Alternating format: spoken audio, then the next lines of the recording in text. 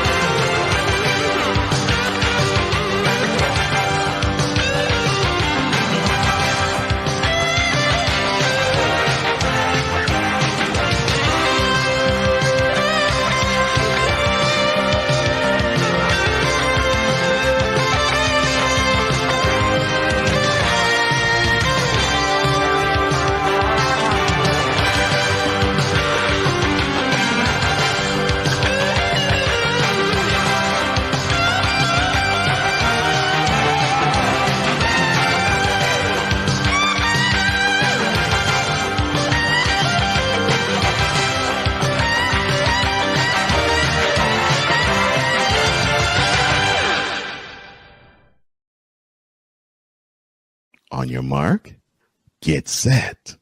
Let's go. I can't do it. We'll do it live. Do it live! I'll write it and we'll do it live! Mister, will you please wake up, wake up, wake up, wake up, wake up?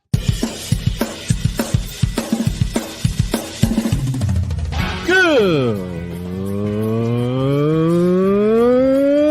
morning, Kevin Durant. You should have never left California. This brownsexual upset me in having to bring this teenage idiot from Wisconsin into a sports conversation. Are you really surprised the Cowboys are giving up on Ezekiel Elliott? Whoa! Hell no! Well, no one cares about baseball. Bitch, are you for real?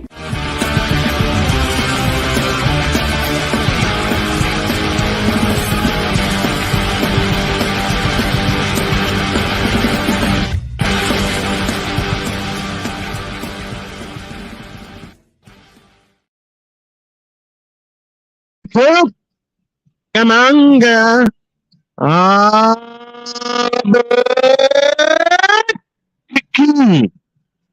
We're ready to roll, and I think I got everything right as I am on the road this morning. Good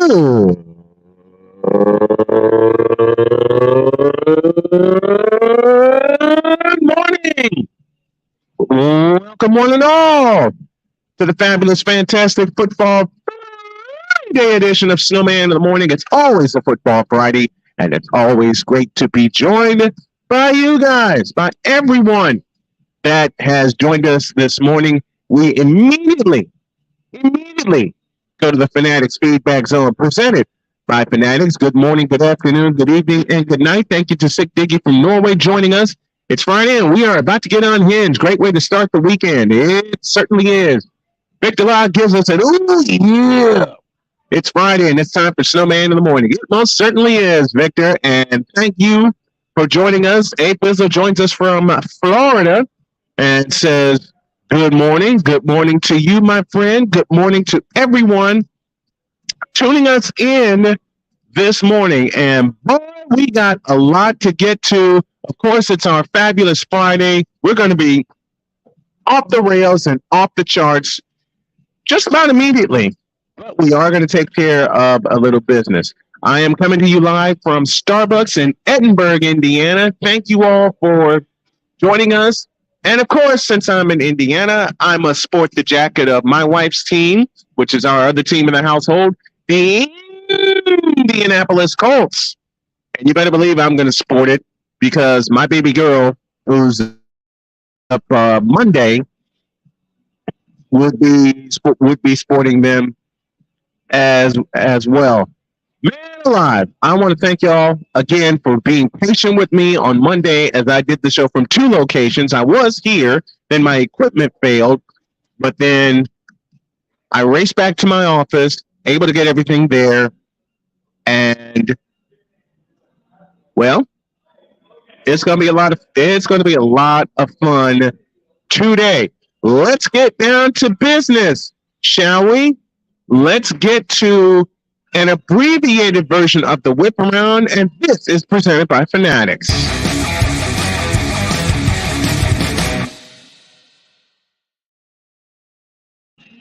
And we start in the NBA with the Dallas Mavericks. Luka Doncic and Kyrie Irving make Mavericks history with 40-point nights in their win over Philadelphia. This is what the Dallas Mavericks have in mind as I'm reading from USA Today. Kyrie Irving and Luka Doncic became the first Mav teammates to each score at least 40 points as they powered the Mavericks to a 133-126 victory over the Philadelphia 76ers on Thursday night. On one hand, I say good because they beat Philadelphia. On the other hand, I say boo because it's Kyrie Irving in the spotlight once again.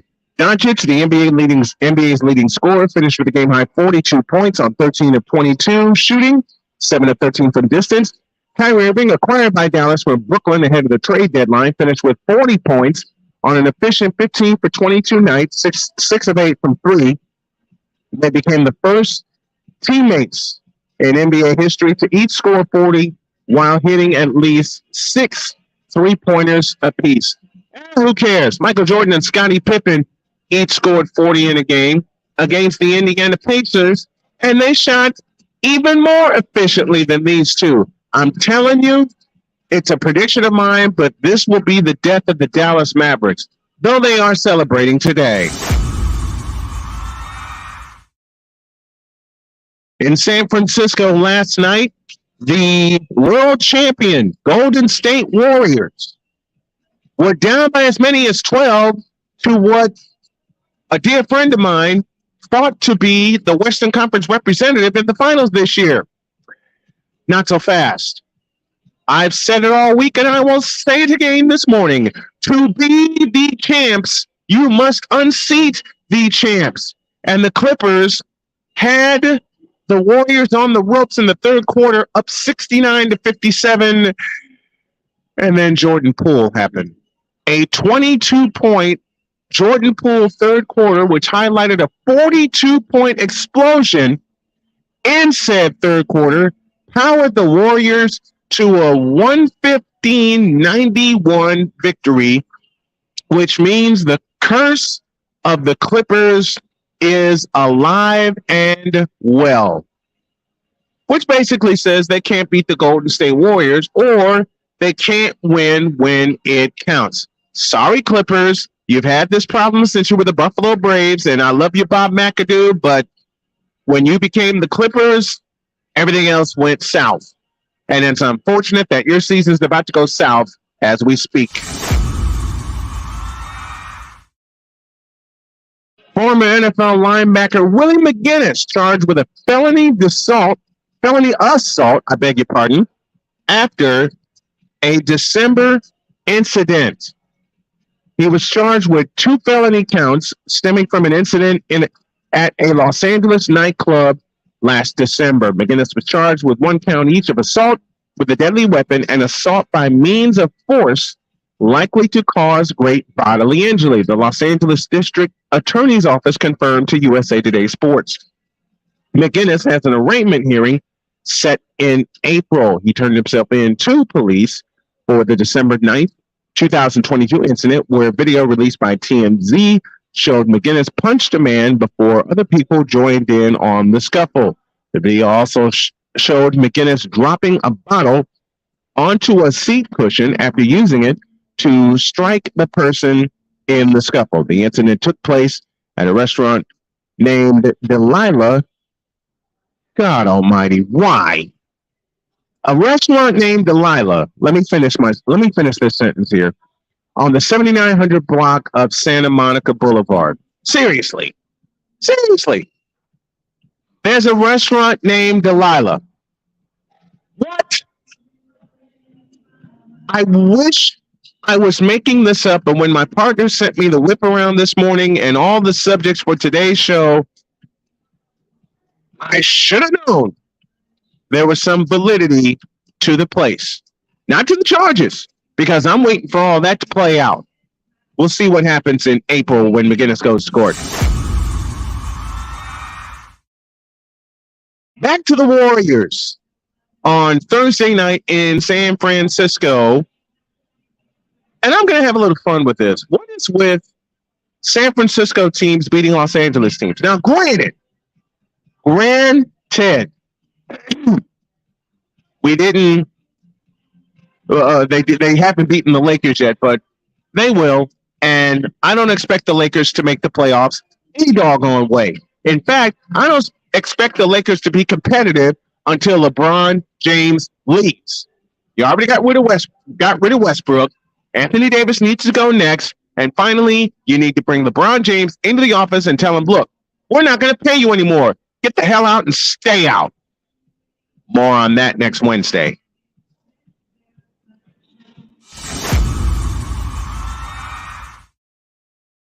The Boston Bruins have been the class of the NHL all season long, and they have set a new NHL record by reaching the 100-point mark in just, you ready for this, 61 games. The Boston Bruins cannot be stopped. They obliterated the Buffalo Sabres 7-1 last night, their 9th victory in a row, and moved them to, you ready for this record, 48-8-5. Multiply 48 by a deuce, that's 96. Add 5 more, that's 101 points. They eclipsed the mark previously held by the 1976-77 Montreal Canadiens, otherwise known as the Habs, a team that may argue is the greatest in the NHL history. I have a little something to say about that concerning my beloved Chicago Blackhawks, but you can't argue with history, and the Montreal Canadiens were there well before the Blackhawks started winning cups.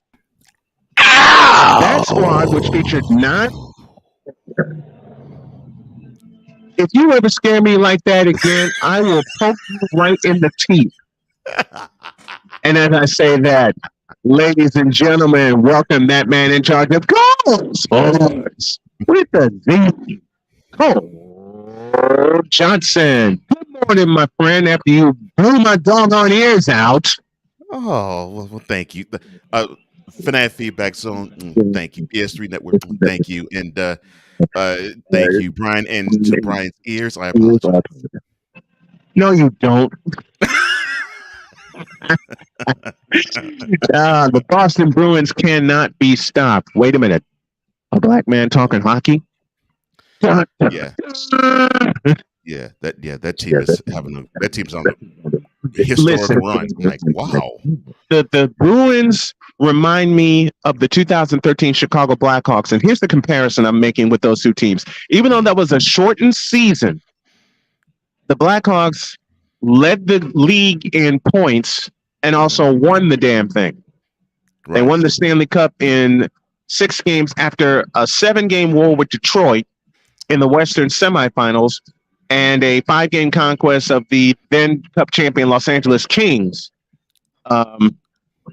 But the Boston Bruins, man, I want them to finish the job. Because once the playoffs start, and you know this, you've watched hockey like I, you've watched sports like I for some 4+ decades, the playoffs, and there's truth to this statement, are a much different animal. Man, it's funny you mentioned that.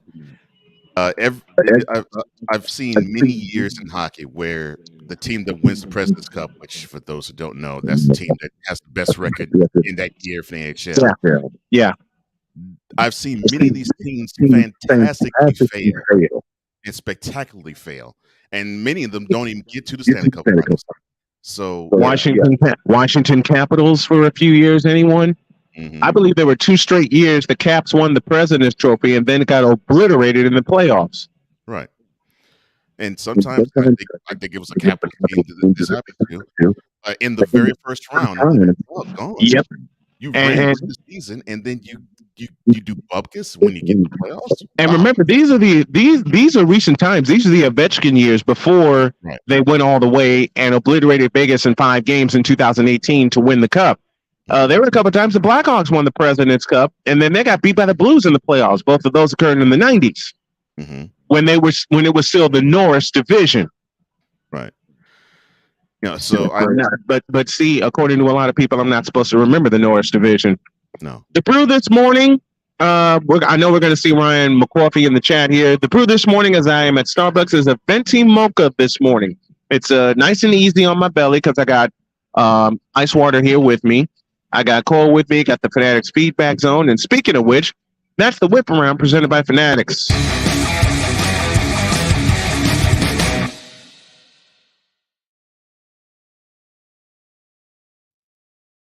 I'm going to take a shot at Clipper fans. Hey, why are you taking a shot at Clipper fan? Because they had the Warriors, an inconsistent champion this year, down by as many as 12 midway through the third quarter, and they let him off the hook. Matter of fact, they not only let him off the hook, they obliterated him. They were down 12 and won by 24. Somebody explain that. Look, this is a fellow who covers the Warriors, and I'm getting credentials to cover them from afar, just like I did for my beloved Indianapolis Colts. But explain that to me, please. Can someone explain that to me?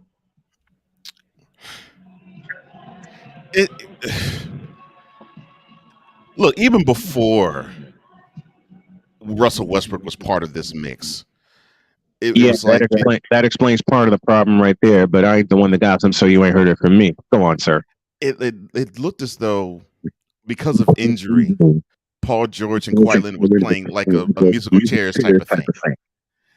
And aren't they still doing that though? Yeah, or is it just me? No, okay, no, it's not just you. And then when Westbrook gets in, it's as if people are thinking, well, all the problems for the Clippers are solved.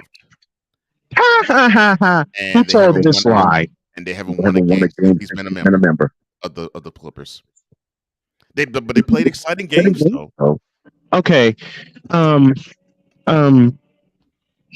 They expected what from Westbrook or Westbrook? Well, there was some who were expecting him to be that point guard that they thought John Wall was going to be. And now a selection from the Wonder Bread Choir entitled "You Trippin'."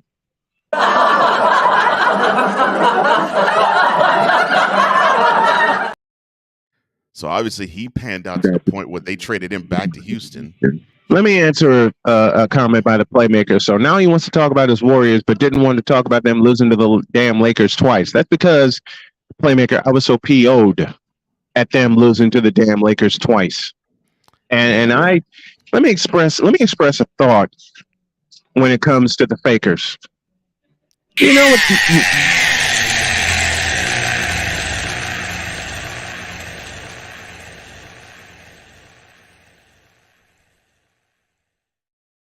Me and my knee-jerk reactions. As unfortunate as that is, we have taken two of those against the fakers. But you know the best part about it? We've won 5 in a row. Well, and what have I said all week? Because somehow some Warriors talk has been in the mix all week. What have I said all week? I've said a simple phrase, and Cool McCain, I love you dearly, seems to think I'm going to be eating a lot of crow. But the phrase is this: to be the champs, you must unseat the champs. Let me say that again, Faker Nation. To be the champs, you must unseat the champs. And I don't think you're going to get a chance to unseat the champs because you're not making the playoffs. Oh, did I say that aloud? You better be quiet before I take your mama home and make an honest woman out of her. Don't ever say that one again when I'm drinking something. Even though I know the exact promo where you borrowed that from. Let's take a quick break. When we come back, I have a Snowman's take.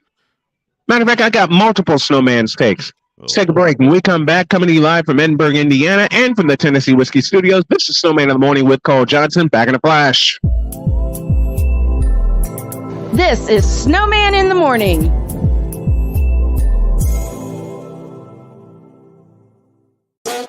The original Think Drink is back.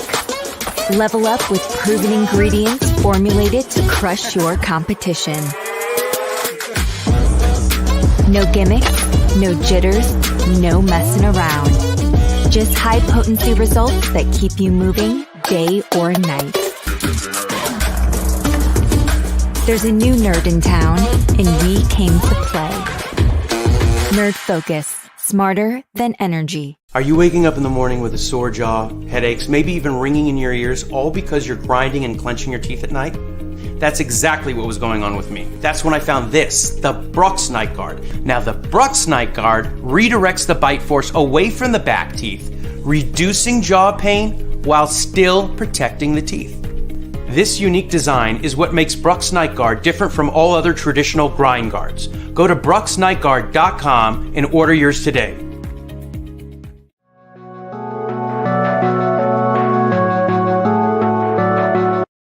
I want to do a TED Talk, but I don't have anything to talk about yet. I'm getting there. Life is for the living. We're not here that long. You can learn anything you want to learn without any money spent. What do I really enjoy? What do I really want out of life? I am your host, WIZE. Are you in a life holding pattern? Well, this is for you. Welcome to the Stuck in My Mind podcast.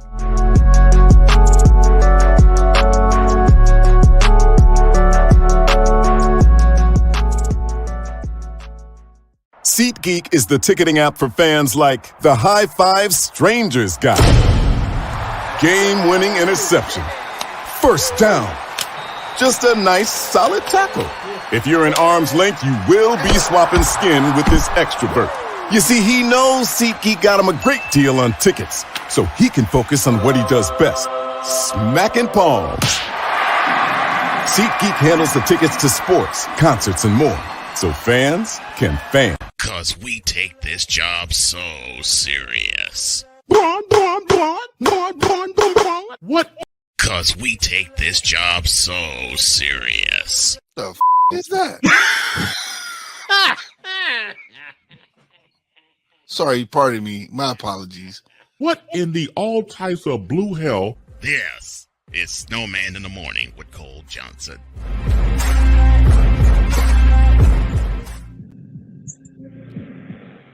That happened live. Yes, that did happen live.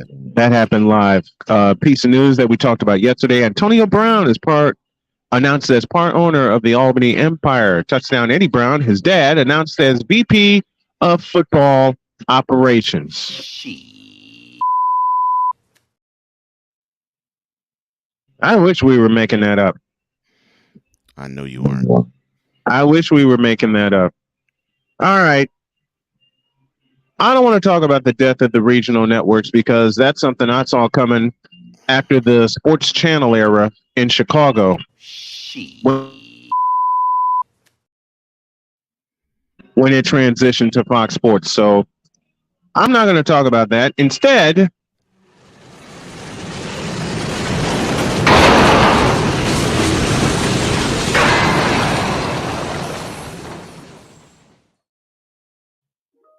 but I haven't said anything wild yet. Why are you playing that element when I haven't said anything wild? We're going off script before you even said something wild. But I didn't push any buttons. Well, because he's waiting for me to come on the show. That's why. Okay, I'm sorry. Now batting, the man who is fresh to death and is looking like Puerto Rican version of Albie Shore, number 420, Wise El Jefe, number 420.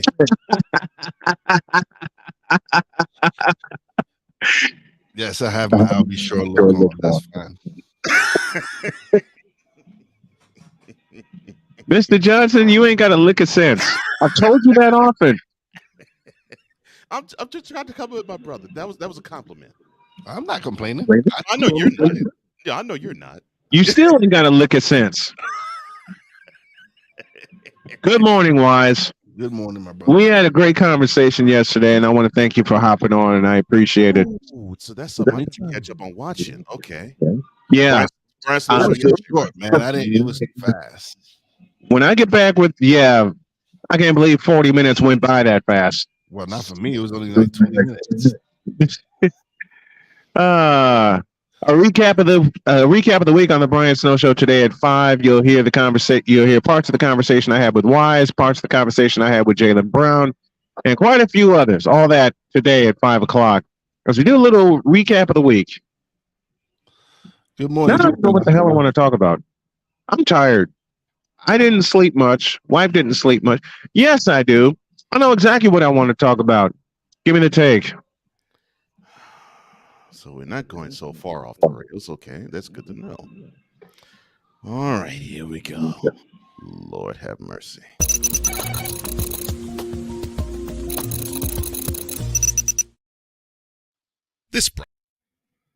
This Brown Session Confession. What's the brew this morning? I already know what the brew is for. Confession is brought to you by Braun Joy Juice. Braun Joy Juice. The ultimate joy juice of Braun sexuals worldwide.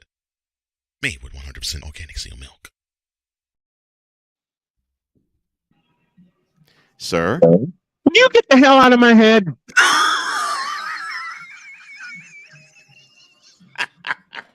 I would say it the way my wife says it, but it involves a bad way. Get the hell out of my head. I'm sorry. I'm sorry, sir. No, you're not. No, you're not. You are not sorry. No, you're not. Don't you dare attempt to lie to me like my children do. With a 2-foot smile on their face, like there's a 2-foot smile on your face. Look, it's not just me. He says, I was about to say, cue the heartbeat. No, don't play that one. No, I will refuse it. Hell to the no. Don't do that. Don't push that button. So Bishop, should we have a Brown Session Confessions on Friday? No.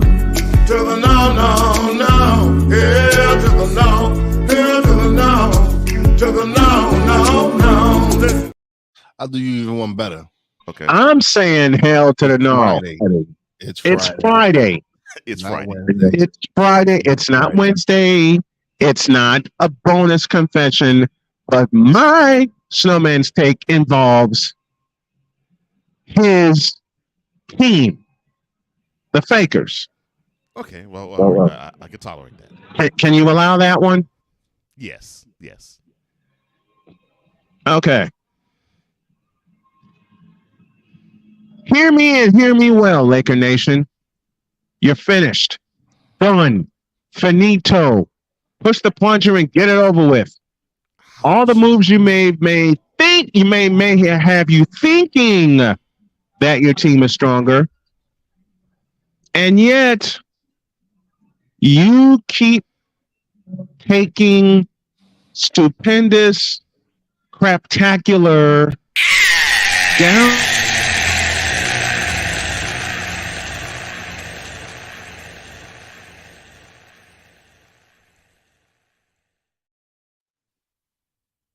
The latest one you took was to a shorthanded Grizzlies team.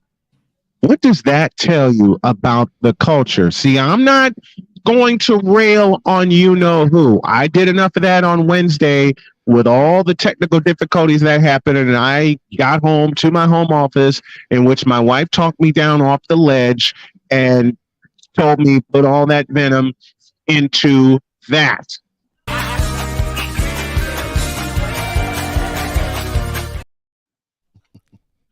Let it roll. Let it roll.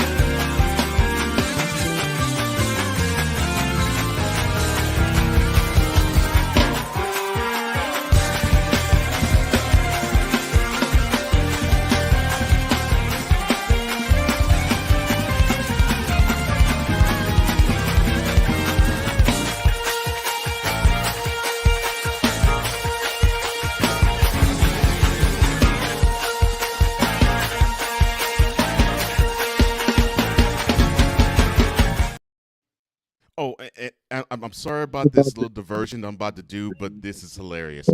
Ryan McCarthy of I Dover saw it, man. I already saw it. You ain't got to post it. You ain't got to put it up there. He says, "Oh, hey, Wise, how was Patrick Kane's Ranger debut? It was a big, fat, juicy."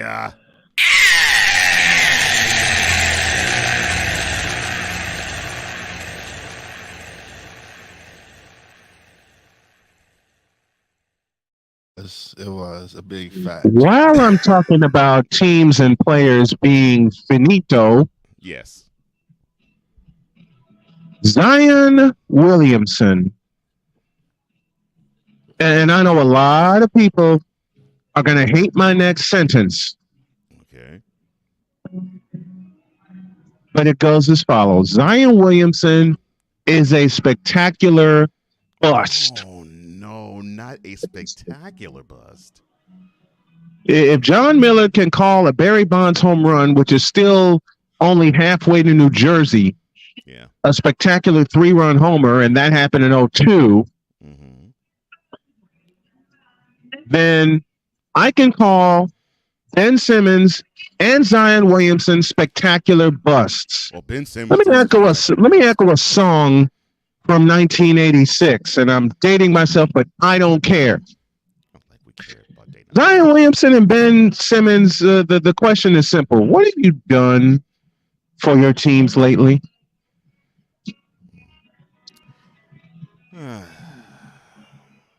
Oh, Bishop, before we bring Sam on.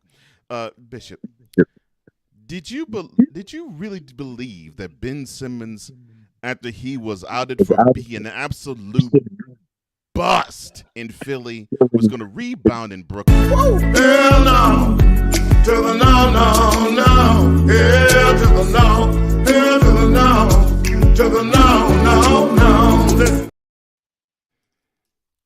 That's what I thought. Thank you, Bishop. And that's that. Zion Williamson is a spectacular bust. Ben Simmons is worse. The Lakers are done. And to be the champs, you have to unseat the champs. And that's that. That's Snowman's takes. What are yours? Oh, my goodness. Let me not try to do a briefly.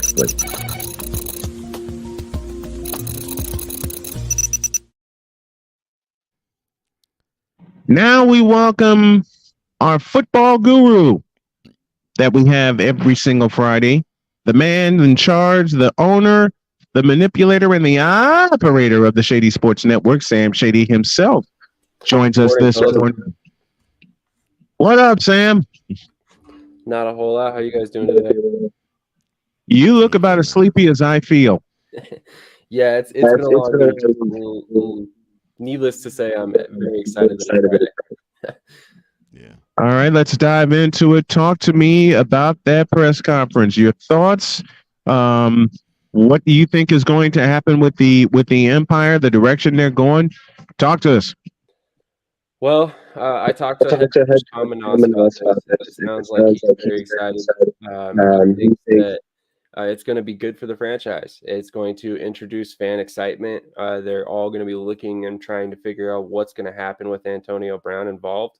And ultimately, it was one of the things where, he brings name recognition, which is something that arena football has struggled with for many years at this point, especially now with the XFL and the USFL around. The premier players are going to the outdoor game and they're completely spurning the indoor game. So they needed to do something to turn more heads. Albany's the premier franchise in the NAL. They've won 3 of the last 4 championships in 2 different leagues. Tom Manas literally has won a championship every season of his career as the head coach of the Albany Empire. So when I look at this franchise, I think there's a few franchises out there that could possibly stomach and make it through Antonio Brown's antics. And it's going to be Albany. One of those franchises is Albany because of the way that they're built. They have a winning mentality. They've got a very set structure in mind. And Tom Manas has a lot of pull in that building. And quite honestly, he's a no-nonsense type of guy. He's all about football. So if Antonio Brown is bringing antics and whatever it may be, he's going to voice his opinion about that. And I guarantee the rest of the ownership will listen. Sam Shady joining us this morning. Besides that, I know you briefly talked about the direction of the Albany Empire and the championship pedigree that they have put together. The on the field product, can it get any better? Where can they improve, and how do they become championship contenders again? Oh, it can absolutely get better. They're always looking for new players and better players. They're always looking for upgrades. The coaching staff always talks about it in Albany, where they don't look for backups. They want 25 starters. I believe they can have a 25-man roster. They want 25 starters. Every single player that they sign, in their mind, is a starter. Whether or not they actually start for the team does not matter. They're all starting caliber players. So in their eyes, they have the best team in the league by far, and it only gets better year over year. Now, with all that going on with the NAL, do they have some on-field? Do the Empire have some on-field competition? I mean, who can unseat them? And if there are any teams that can unseat them, how? There's a couple teams that I would look at. First of all, Jacksonville. They brought in a quarterback that came down. His name's Graham Kelly. He was a former CFL quarterback, so I'm interested to see how he adapts to the game. I'm interested to see Orlando. They signed Jack Sheehan, a former IFL quarterback who played with Green Bay last season. He had a pretty decent season, not so spectacular, but I'm curious to see how he translates to the National Arena League. So there's a couple teams. Carolina is always solid. They've got a former Albany coach there, so he's always got a chip on his shoulder when it comes to facing Albany. And, ultimately, I think with them only having 7 teams, I think Albany's got the inside track to another championship run. But there are a couple teams where you never really know. You play the games for a reason. They're talented teams. They're well-coached teams. But if I'm a betting man, I'm still leaning towards Albany. Let's flip to the CFL. You mentioned the CFL briefly. The BC Lions have a quandary on their hands because Kid Rourke is no longer there. He's in Jacksonville with the Jaguars. And it seems like they're going to lean on Vernon Adams to carry them this coming season when they were on the cusp of the Western Conference Championship. What is the difference between Kid Rourke and Vernon Adams and how that offense is going to run in BC? Because before Rourke's injury, they were a high-scoring offense. In fact, aside of Winnipeg, the highest-scoring team in the CFL. In my pending CFL show with a couple of friends of yours, we're going to highlight that. But how does that offense change with Vernon Adams at the controls instead of Nathan Rourke? Well, first of all, I want to start off by saying I wouldn't necessarily count that Vernon Adams is the starter quite yet. They went out and traded I believe it was a 4th-round pick for Dane Evans, former Hamilton Tiger Cat quarterback. He was the starter for Hamilton. He's been a solid, not really spectacular quarterback. It's very similar to Vernon Adams. He's flashed at times, but he's never really been elite. So I think this competition is good for both of these players because it's ultimately going to draw the best out of them both. Both of them are not being guaranteed a starting spot. They're both on the roster. Both have every opportunity to win this job. So I honestly think that BC is still going to be a contender this season because of the fact that they understand that, they brought in multiple quarterbacks, to kind of push each other, which I think is always a good idea when it comes to a situation like this. You don't want to hand anybody the job, especially a guy like Vernon Adams. Not that I mean any disrespect by that, but he needs to elevate his product on the field. That's why he was traded from Montreal over to BC last season, because quite frankly, he got benched. So and the team that at one point had anointed him the starter very quickly. So it's a point where, he needs to prove something in order to be handed that starting job once again. Sam Shady joining us here on this Football Friday as we talk all things spring leagues and eventually summer leagues with the CFL coming. A couple of comments for you. The Empire from Ryan McCarthy. The Empire have built a great culture from ownership to coaching to the players. It's top notch. And then he adds San Antonio is going to be a contender next season. They picked up Jonathan Bain in the offseason. Talk to me about San Antonio. San Antonio is going to be contender as well. They're always a really solid team. I like the way that they're built. Like Ryan said, Jonathan Bain's a solid quarterback. A very veteran guy. He knows the arena game. He's not coming in fresh. You know what I mean? Like, he knows what he's doing. He ultimately will probably be fairly successful. He may not be the best quarterback in the league. I personally think that goes to, one of multiple different guys, but he wouldn't be my pick. But he's going to be one of the top 2 or 3 quarterbacks this season. There's a lot of interesting big names making a lot of moves this offseason in the quarterbacks when it comes to this indoor football. I mean, there are so many names jumping from the IFL to the NAL to the CIF or whatever it may be, and it's very interesting to watch this season. To the XFL we go, and you and I talked about this off the air and partially on the air, but the question was posed: what if the St. Louis Battlehawks win their first 3 on the road before they play at the TWA Dome in their first home game since 2020? Well, so far they're 2 for 2, both on walk-off field goals, essentially. And has AJ McCarron really solidified that offense like we had talked about? Is there anything else for him to prove and get better? Talk to me about this Battlehawks team. Well, I personally think that there's a very large opportunity for them to ultimately end up being undefeated in week 4 when they finally have their home opener. And if that's the case, I mean, we already knew that St. Louis was going to show up for their team. They've been craving football since the Rams left. That's why they supported the Battlehawks so well in 2020. And we already know that they opened up the 3rd level of the Dome. So with all those facts already in mind, and they're only 2-0, if they win this week, and it's in exciting fashion once again, like it has been the first 2 weeks, there's a chance that we see the largest crowd by far that we've seen on a spring football field in years. I mean, they could very easily top 30,000 fans in that stand, as we saw, very close to San Antonio as well.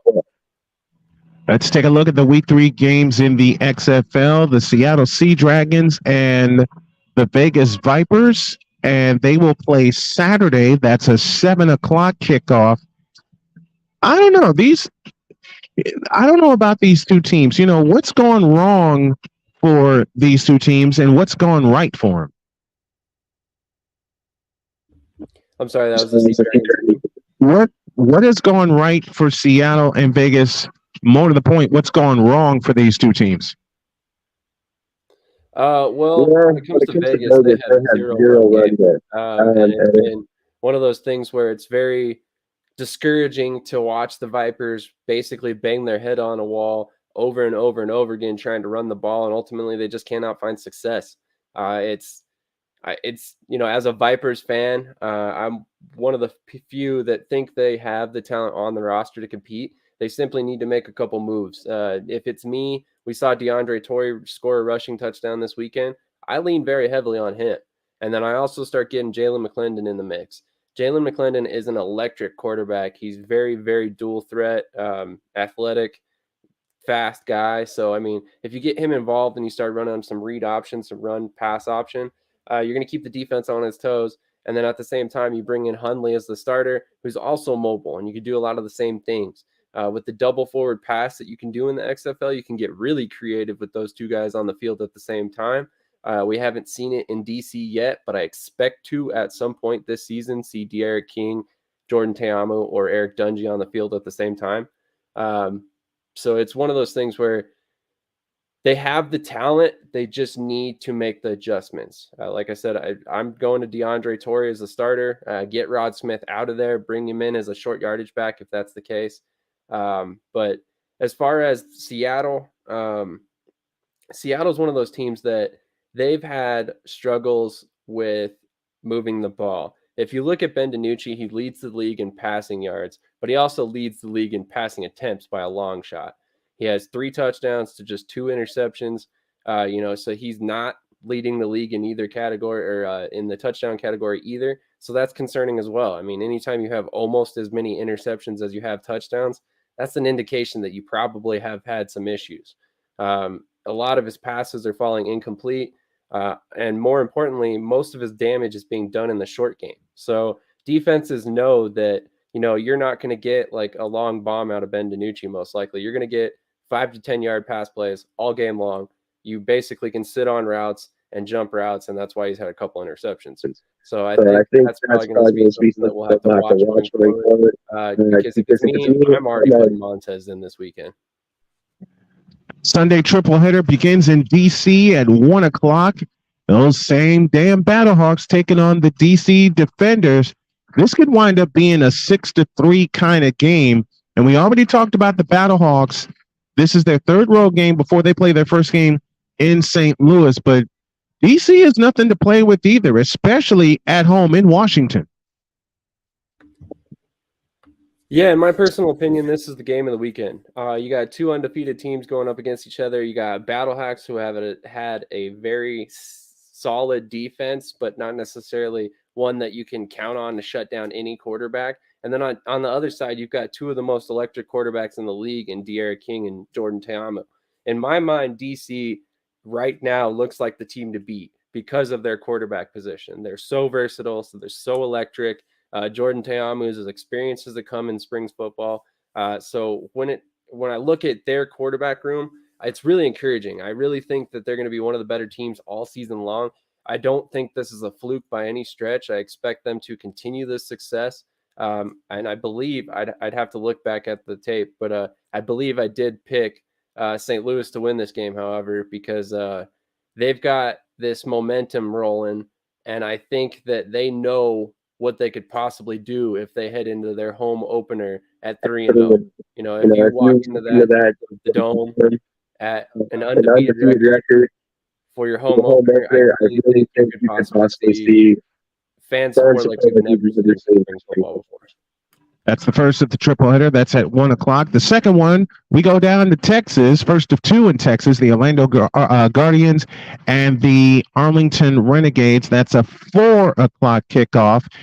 How do you break this one down, and whom do you see winning? I'm going to shock some people on this one, but I'm picking Orlando. So this past weekend, we saw a ton of drama with the Orlando Guardians. And speaking of which, I need to issue a little bit of a retraction.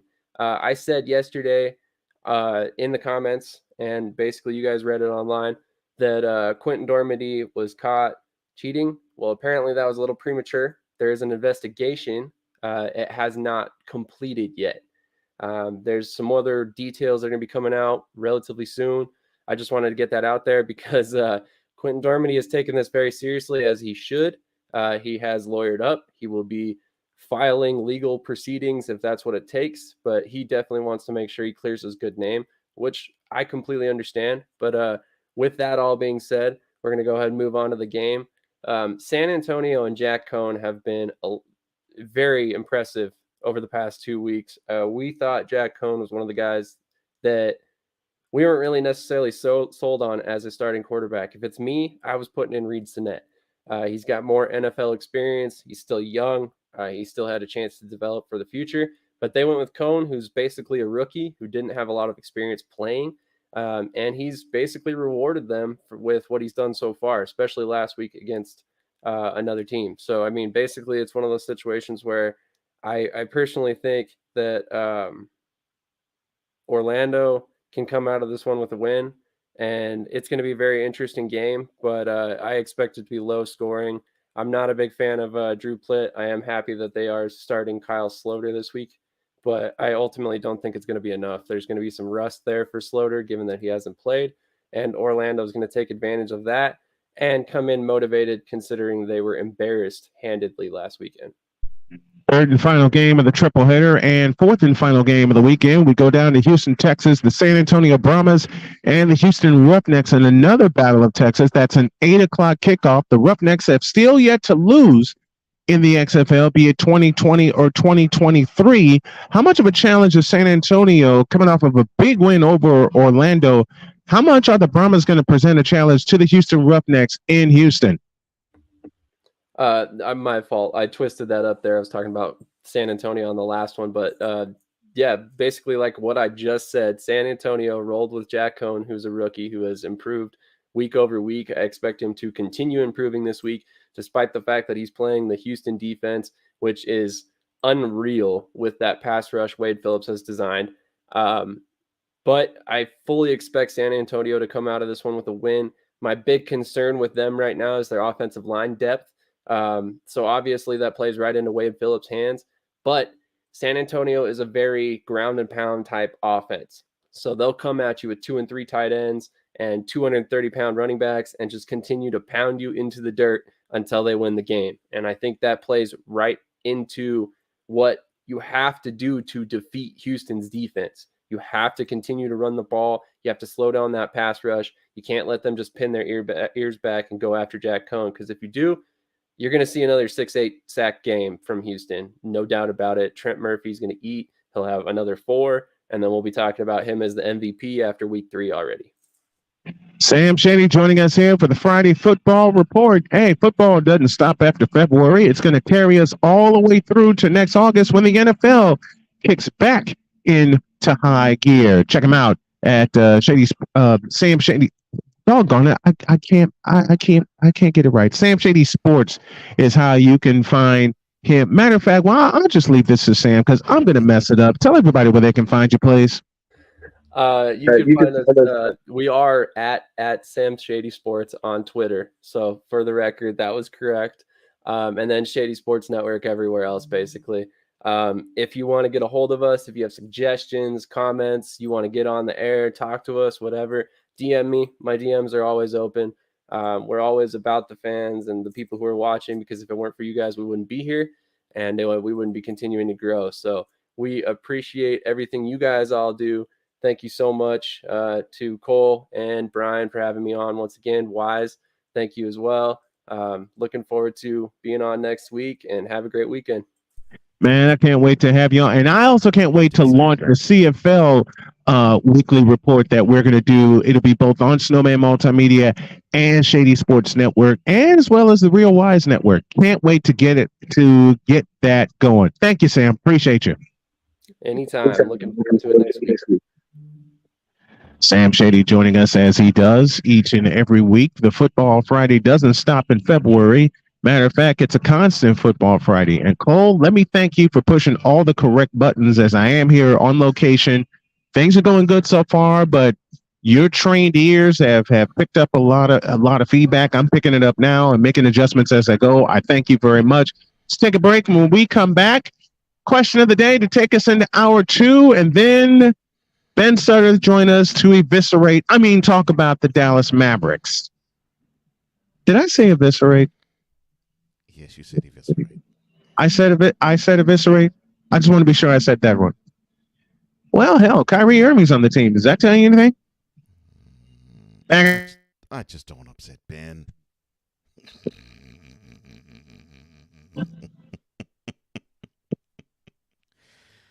Oh my gosh. We'll be back right to this. Goodness gracious. This is Snowman in the Morning.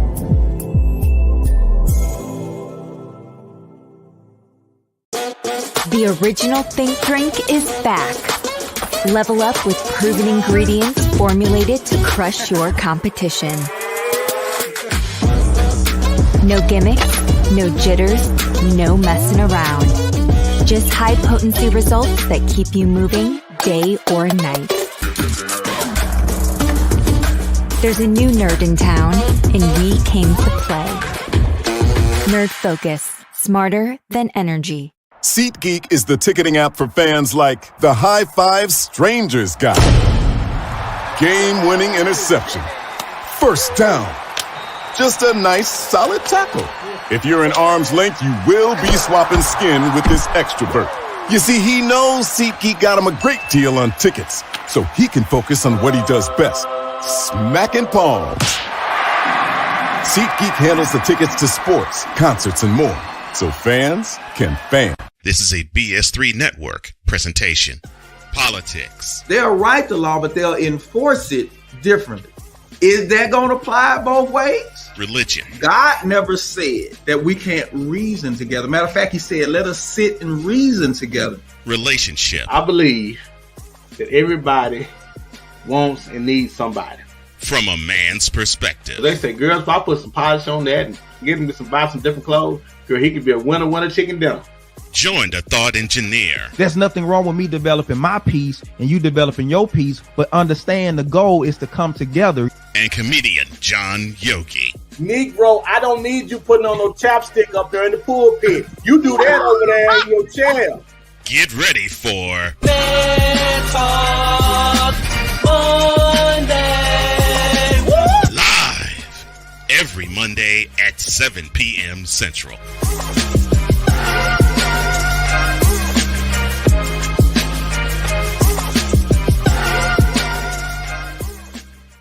Because we take this job so serious. I'm sorry. I did that all wrong. My bad. Do it right, will you?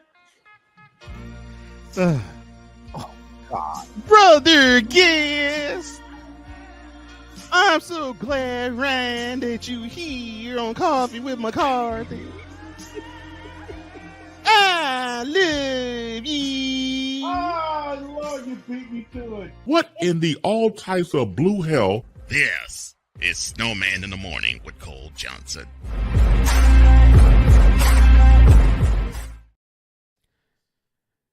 Setting the table for you all. Excuse me. Welcome back to the last part of our number one of Snowman in the Morning with Cole Johnson. I am Cole Johnson, and I am joined on by location with Brian Snowman. He's out, I think, at a Starbucks near his home. Wise is with us as well, but he's went to break off for a second. We will have at the top of the hour Ben Southern III, the owner, the manipulator, and the operator of the BS3 network. We will also have the bottom of our number 2, Into the Boom Shakalaka with Chris Bass. And we want to thank once again Sam Shady of the Shady Sports Network. And if you want to know all things football, go to him and go to his crack staff. They're absolutely wonderful. And in the Fanatic Feedback Zone chat, you can find his YouTube channel there. And now it is time to get to the last hour of the week of Snowman in the Morning with Cole Johnson. Here it is. Hour number 2 starts right now. Time for hour 2 of this spectacular. Ryan McCoffey now joins us this morning. That's what you need to do to beat Josh Allen. You need to make him uncomfortable. Hour 2, time for some Spivey notes. And here's Jay. Well, I know he's only in his 3rd year, but they're just wasting Justin Herbert. Hour 2, the hardest working content creator I know, the playmaker. Hey, LeBron James, the greatest scorer of all time. Hey. Hour 2, the one, the only Christopher Dietz. They rewarded Ohio State for not playing, and they punished USC for playing. Hour 2, Sam Shady. Oh, man. It's been a roller coaster ride if you were a Philadelphia Stars fan. Hour 2, that's Big Ben, the man in charge of the BS3 network. And if I see Kurt 2 Chainz Cousins out. Hour 2, Chris Bass joining us. Oh my God! Oh, this game! Oh, way to go, Sammy! Hour 2, was El Jefe. Oh man, I thought I missed it. What in the all types of blue hell? Time for hour 2 of this spectacular, and it starts right now.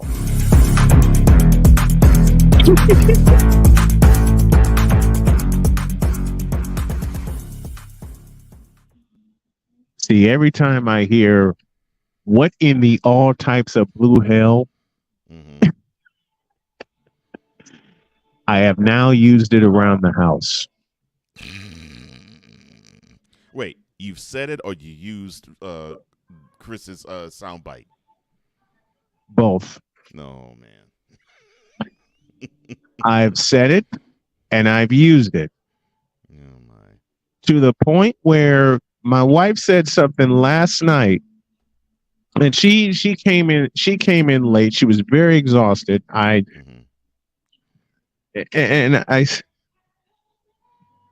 She was like scratching my head, and it's one of those things that relaxes me. And she made the comment, you've lost so much weight that you got wrinkles coming in on your head. And I'm like, I understand that. Because with the weight I lost, right? She said,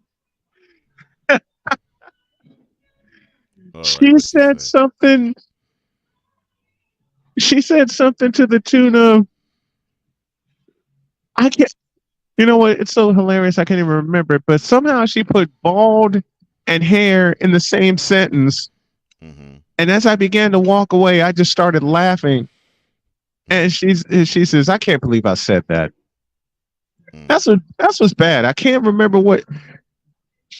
Never mind. Let's go on. All right. Well, it's Jody. It's mixing metaphors. It's mixing thoughts, which I have done also. And it just set us both off in a fit of giggles. And yeah. And speaking of mixing, the man who is in charge of the forecast, the man who also is one of the myriad of NFC Beast participants, and he is the owner, the manipulator, and the operator of the BS3 network. We are joined by, as we are as this time of day of the week, Ben Sudduth, the third. Good morning, fellas. Happy Friday. You know what? I will never think of the same again after the City Fifth premiered, and now Cole has brought it in to bring Ben in. I teased something before we went to break and before we started hour 2. Your initial thoughts, Ben, on the, I can't believe I'm going to say this, Luka Doncic, Kyrie Irving, ... partnership. Yeah, I'm excited, especially from last night. You know, them dropping 40 each. I think that's what everybody was hoping that we're able to see. And just seeing Kyrie in the post-game interview, just pretty much explaining like, hey, if we stay together as a team, you know, anything's possible, which he's correct. And he also said, hey, teams got to stay together, which obviously he's been involved in multiple teams where the teams didn't stay together. He was part of those situations. So I think it's the possibilities are great. Will it come to fruition? I think is the biggest question. But the West is stacked. So as long as they're able to play together, defense is obviously going to be the problem. I think everybody that has watched the Mavs know that. So it's good to see this partnership and them gelling together. Go ahead, Cole. Okay. All right. So, all right. Here's my question about this partnership. So, has Kyrie been on his best behavior since he's been in the Metroplex? And how has it been? And do you think will it continue if he is on his best behavior? Can we have Bishop Bullwinkle answer that question, please? Oh Lord, Bishop Bullwinkle is the World People's Champion, Uncle AWOL, the rebel of the cause, on his best behavior in the Dallas-Fort Worth area. Hell no, to the no, no, no. Hell to the no, hell to the no, to the no, no, no. But since you live in the area, Ben, has he been on his best behavior? Yeah, he has been. I have not heard of any rumblings, any situations to where he has caused any issues. Obviously, he hasn't been here that long, but I got a good friend of mine that covers the Mavs, and he's normally on top of anything going on. So he's been good so far. And I've said this too in the past. I think the situation is it's in Dallas. Dallas is not a big market. It is not the most. It is not the biggest sport in the city, and the media is nice. So I think this change of scenery, I think, has been beneficial to him. Now, will it continue? I think it just depends on, what happens. I think number one depends on Kyrie and how he's feeling. It depends on if they get if they lose in the first round. So I think there's a lot of different factors. But as of right now, it's all unicorns and fairies. Here's where I pick on Ben.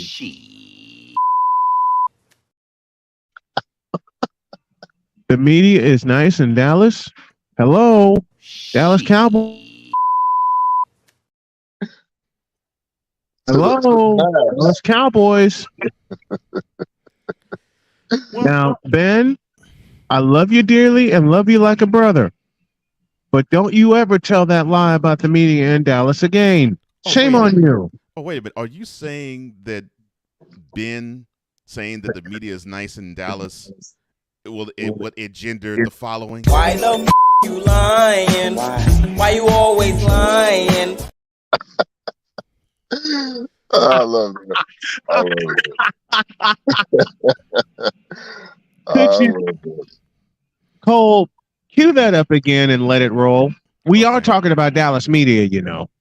Dallas media being nice. And this comes from our beloved brother Ben. Why the f you lying? Why you always lying? Oh my gosh. Stop f***ing lying. Always lying to me. You lying so much. You making it hard for me. Yeah.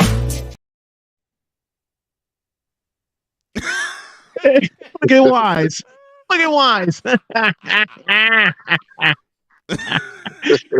Wise. I mean,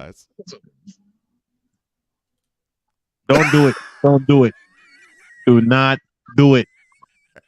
Do not push that button. I don't care. It's Friday. and to empathize with Wise, you know, telling me not to push the button, I have to say the same thing to my grandchildren when they hang out with me.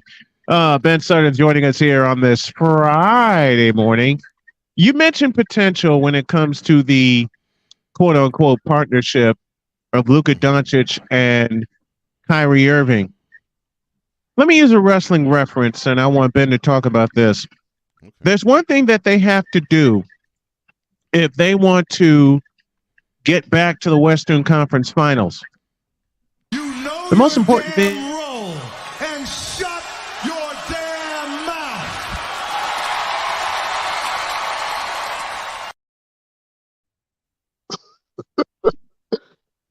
Here's the thing.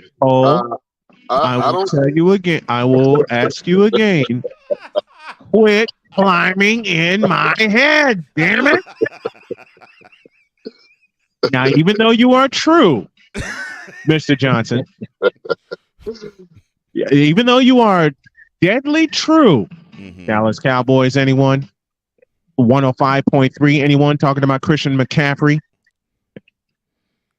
Yep. I was gonna say stay healthy, but would you play that again, please? Oh, sure. This is what Kyrie needs to do, and I'll set you up with a lob from Larry Michon to Akeem Olajuwon. This is what Kyrie Irving needs to do to keep his career going. Sir? Your damn roll and shut your damn mouth.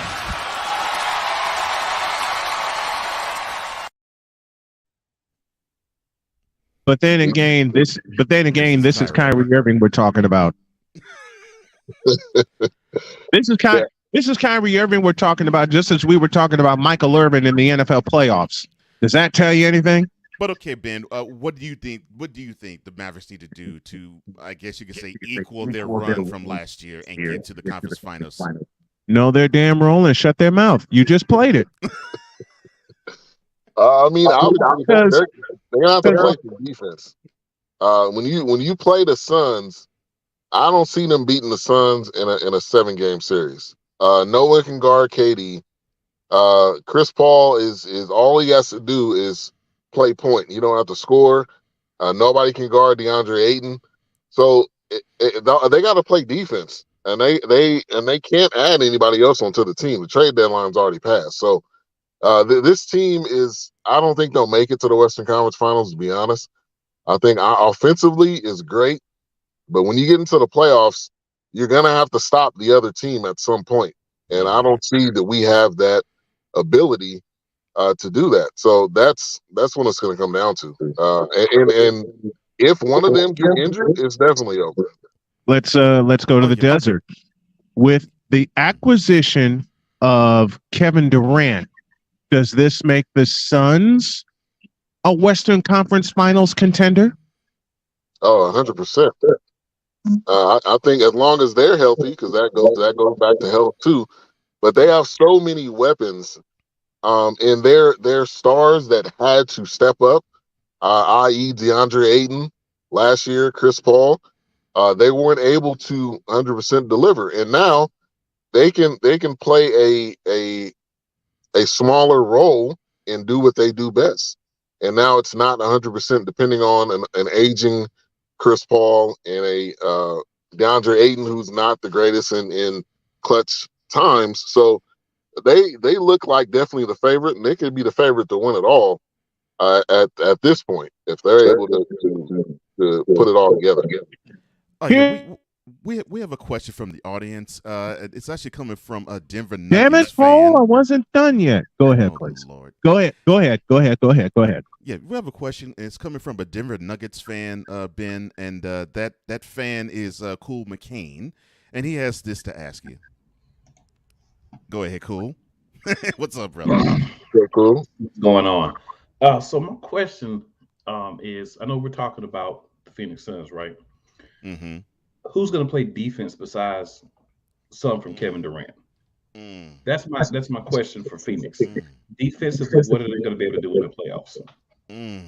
That's a fire you know what? That's a fire question. You know what? This is why I push back against everyone saying that Phoenix is the team to beat coming out of the West. That's the exact reason. And thank you, Cool McCain. Love the hat, love the logo, love the background. Now all you need is a shot at McNichols Arena.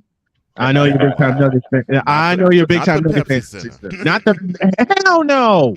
You got to go old school. You got to get the old school Denver logo. But to make a point, this is why I push back against Phoenix winning the Western Conference, because Dallas proved it last year in the Western semifinals when, okay, forgive me, WQEE for saying it bluntly, when Phoenix got kicked in the ass defensively in game 6 and 7. And it doesn't change with the addition of Kevin Durant. What changes is their offensive output. What changes is their offensive output. And Cool, you asked the perfect question. Yeah, you did, bro. Who's going to? All right, I'll go ahead. I'll go ahead and push. I'll push back against Phoenix, not only for the reason that Cool said defensively, but I'll push back against them for this reason. In 2 words, Devin Booker. And the question I have with Devin Booker is he going to be a teammate now that Kevin Durant is there?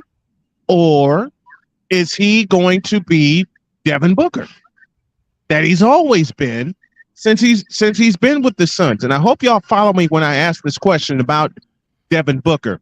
I'm not worried about Chris Paul. I'm not worried about DeAndre Ayton. I'm worried about Devin Booker being the old Devin Booker. Let me go to Ben first with your thoughts about that. Meaning, well, just to clarify, meaning he looked spectacular in the regular season and some in spots during the playoffs, but in the biggest of moments, disappearing. He wrecked 2021 NBA Finals. Anyone? All right, Ben, all yours, bro. Yeah, and I'll say this to answer your question, Cool. With most teams in the NBA, if we're 100% honest, defense is optional. Let's just be real about it. Most teams don't play defense. Most teams have one guy that they say plays defense, and that one guy obviously can't guard everybody. So at the end of the day, this entire playoff series on both sides is mostly going to come down to who can outscore the other team. And I think and to Snowman's point, if Devin Booker is the Devin Booker during the regular season, and KD is the KD during the regular season, and Ayton's going to be your rim protector on the perimeter. I don't know who's going to be their defensive point person, but if they're clicking on all cylinders, I do see your boys, the Nuggets, and the Suns in the Western Conference Finals. I think if everything goes according to plan, I think that would be a great series. But it comes down to disagrees. yeah, I think it just comes down to who's going to be the most dominant on the offensive end. That's just the truth about the NBA.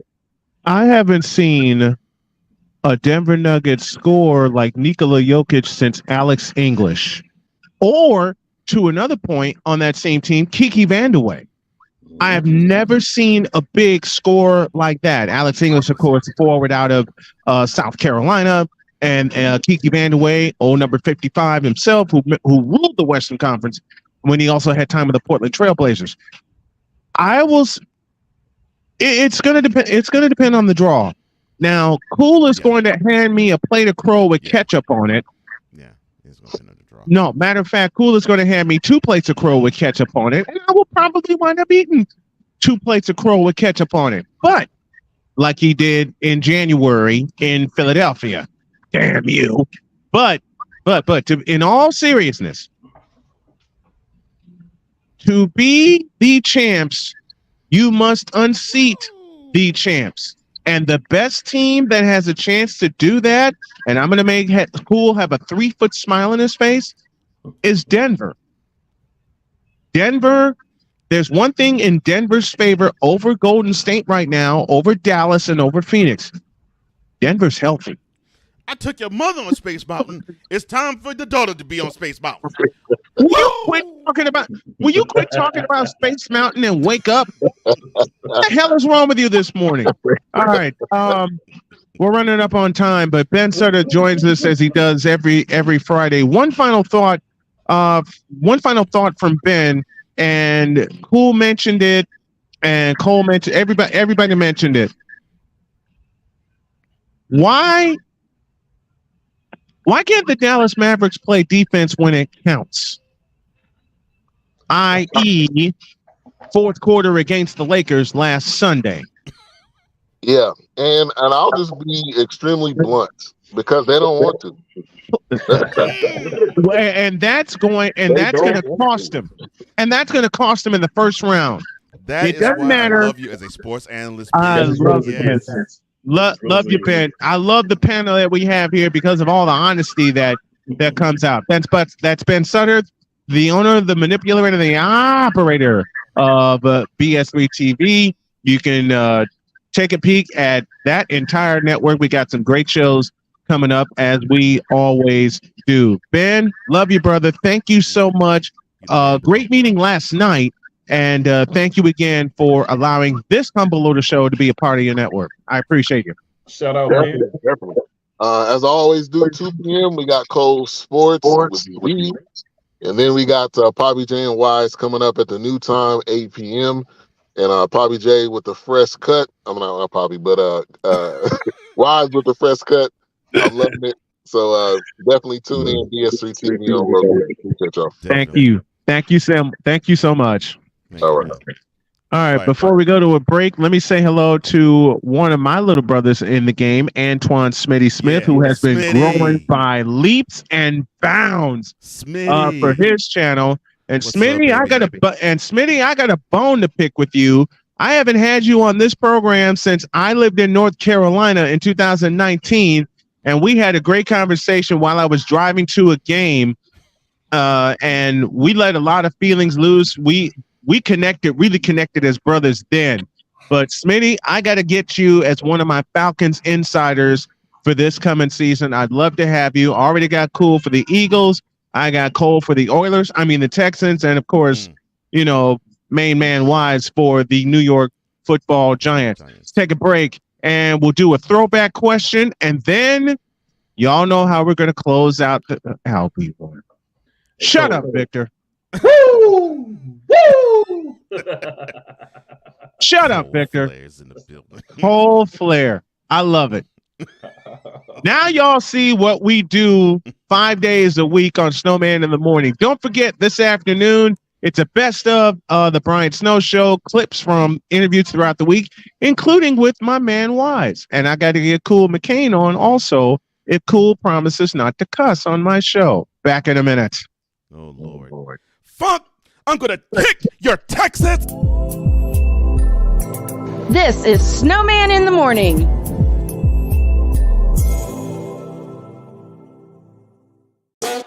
The original Think Drink is back. Level up with proven ingredients formulated to crush your competition. No gimmicks, no jitters, no messing around. Just high-potency results that keep you moving day or night. There's a new nerd in town, and we came to play. Nerd Focus. Smarter than energy. Are you waking up in the morning with a sore jaw, headaches, maybe even ringing in your ears, all because you're grinding and clenching your teeth at night? That's exactly what was going on with me. That's when I found this, the Brux Night Guard. Now, the Brux Night Guard redirects the bite force away from the back teeth, reducing jaw pain while still protecting the teeth. This unique design is what makes Brux Night Guard different from all other traditional grind guards. Go to BruxNightGuard.com and order yours today.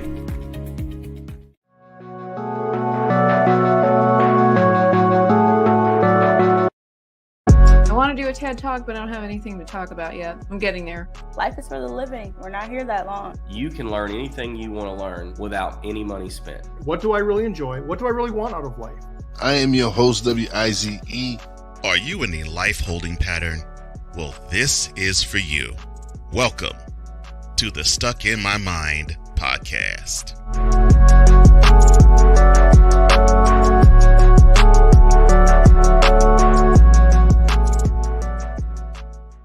SeatGeek is the ticketing app for fans like the High Five Strangers guy. Game-winning interception. First down. Just a nice, solid tackle. If you're in arm's length, you will be swapping skin with this extrovert. You see, he knows SeatGeek got him a great deal on tickets, so he can focus on what he does best, smacking palms. SeatGeek handles the tickets to sports, concerts, and more, so fans can fan. Cause we take this job so serious. Man, I went home that day and talked to my wife, Vicky. And Vicky was like, "What's wrong with you? You pissed off?" Yeah, I got this partner I'm working with back in the radio station. Man. The Negro be lying. What in the all types of blue hell? Yes, it's Snowman in the Morning with Cole Johnson. Thank you, Kurt Warner. And thank you, Chris Bass. Man, when you need a moment that will break up the rest of your day and have you in a fit of laughter, you can always count on Chris Bass. And we got him coming in just a few minutes. Now, to Cool McCain at the bottom left on my screen here, I could forward you a picture of McNichols Arena when they had the old logo, like the Rainbow Mountain logo. You're talking about yeah, like early to mid 90s. Yeah, early mid 80s. I'm talking about the. No, you're talking about when they were straight up rainbow. I'm talking about the other one. Doug. I'm talking about Doug Moe, Denver Nuggets. Yeah. When they had the rainbow motif. Yeah. Okay. Okay. See, let's see. Cole would have the Summit. MSG for Wise. For me, it's Old Chicago Stadium, and for Cool, it's McNichols Arena. Definitely. And Antoine Smitty Smith, Alex English jerseys. Yes, the dark ones, the dark ones on the road when they the blue ones. Yeah. No, you know what's funny? You know what's funny?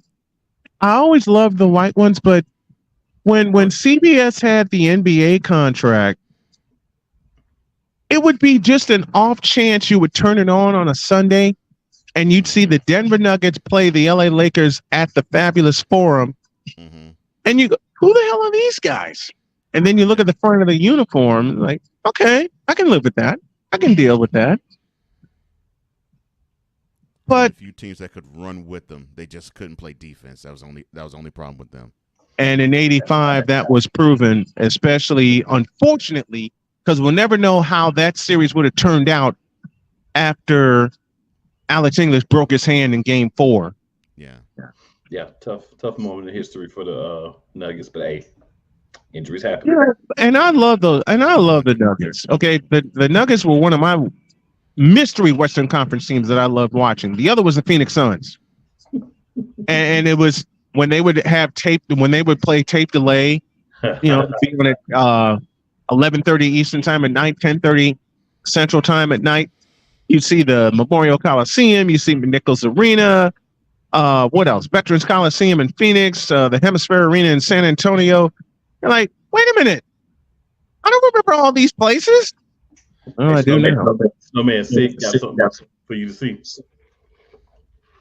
Oh, Lord. What up, Let's see it. Sam, as well? What up, Sam? Come on. All right, Sick. Let's see it. Cole, push the button and put it on the board here. Let's see it. Let's see. Snowman. Could you be so and so is Scroll up a little bit. All right. I'm afraid. Talk about this one? See, No, the one under that. But that one too. I like that. I like that. The Southside I Chicago like team. that one. Brian Rhodes. I like that one. Honky like a monkey. We're a couple of minutes away from having a very dear friend join us. I like that. Smitty hit you with a gangster one too. Oh, he did? Mm-hmm. Yes, he did. Yeah, Palace Auburn Hills. Yeah. Palace Auburn Hills. Oh, the hell with that. Pontiac Silverdome. I shot like both places personally. Yeah. I mean, I had a chance to see the Palace. Come on, baby. I had a chance to see the Palace before the Malice happened. I've had a chance to see America West Arena before they decided to call it the Footprint Center. God only knows why. Whatever other names they decided to change it to. Yeah. Talking Stick Resort Arena. Anybody remember that frivolity? The Omni in Atlanta. I was just saw that one before they blew it up. I saw that one before they blew it up. The old Boston Garden. I mean, CBS lived at the Boston Garden, didn't they? They did. Yeah. Before they lived at they lived in the Eastern Conference when CBS had the NBA contract. They lived in two places. They lived at the Spectrum and they lived at the Boston Garden. In the East, yeah. In the West, they lived at the Forum. Yeah, they did. They just had a tent at the Forum. They had their own tent. They had their own outside the Forum. Yeah, they did.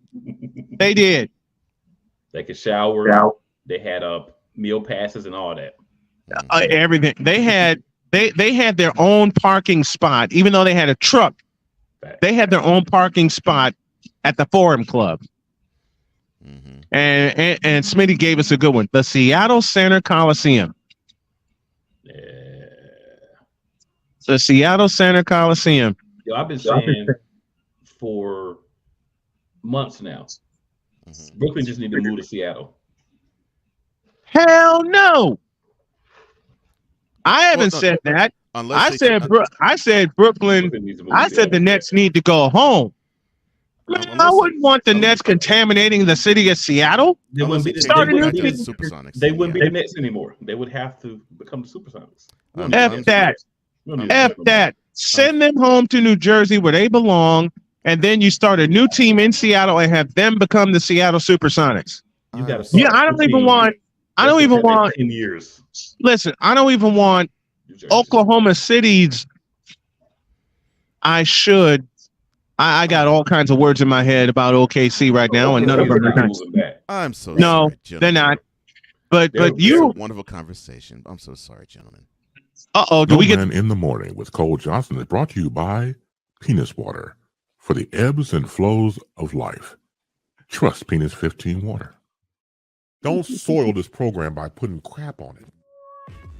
Joe Buck, I cannot take him. I just no dice. I'm glad Carlos Boozer finally took the kiwi off his face. It should be on your shoes, not your face. It's kiwi shoe polish, for God's sake. LeBron should come clean about his age.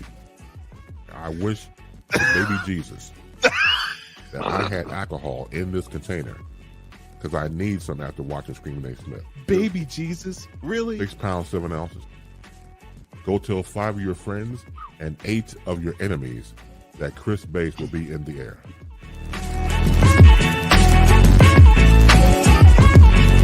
the reformer of hookah whores, the transporter to Hades, and the bronze god joins us as he always does every Friday, 9:35 Eastern, 8:35 Central on a Friday. It is the one, the only Chris Bass. How you doing, sir? Thank you, Dead Cornelius. I'm sorry. Got the old finger up there. Not even this is a dead finger. So yes, thank you, Dead Cornelius. I appreciate that. Much love and good morning to, of course, Rayman. Of course, to the mad scientist, the wise all, and to Cool Breeze. Gentlemen, how you doing? What's going on, Mr. Bass? It's Friday. It's Chris Bass. You know what? Playmaker just said it best. Oh hell, we in trouble now. Well, first of all, well thank you. Also, good morning to everybody in the comment section. Before I begin, my diatribe. Is all right if I use this segment to part of the segment to try to help somebody? It was okay with the panel because I don't want to, step on it. It's okay to help somebody right now. Please, man, go ahead. Do you, brother? Okay, thank you. I appreciate that. The red carpet is rolled. I'm laughing already. Okay. So I want to take this time to create and do this as a PSA TAI, which stands for Public Service Announcement to an Idiot. He who should not be named, as you know, comes on my program in the comment section and types a lot of stupid stuff, like start over and it's too early. Now, I'm tired of the whole hilarity and the way you want to call it. I can't take it anymore. So I want to read the following before I get into this whole segment here. Now, as we all know, I want to state the following because I don't want to step on anybody's toes that anybody realizes this, that we as social media influencers, and we do what we can to have our content out on social media, there is no time limit. Last I checked. So it's not like you have a thing between 6 a.m. and 6 p.m., wherever your time zone is. Whenever you get up at 1:47 a.m. in the morning, scratch, go to the bathroom, do what you gotta do, come back and go on your phone and post anytime you want to. Now, this idiot types the following in all caps. Automatic reply, too early for posting, see you when I get off work. First of all, sir, you have no job.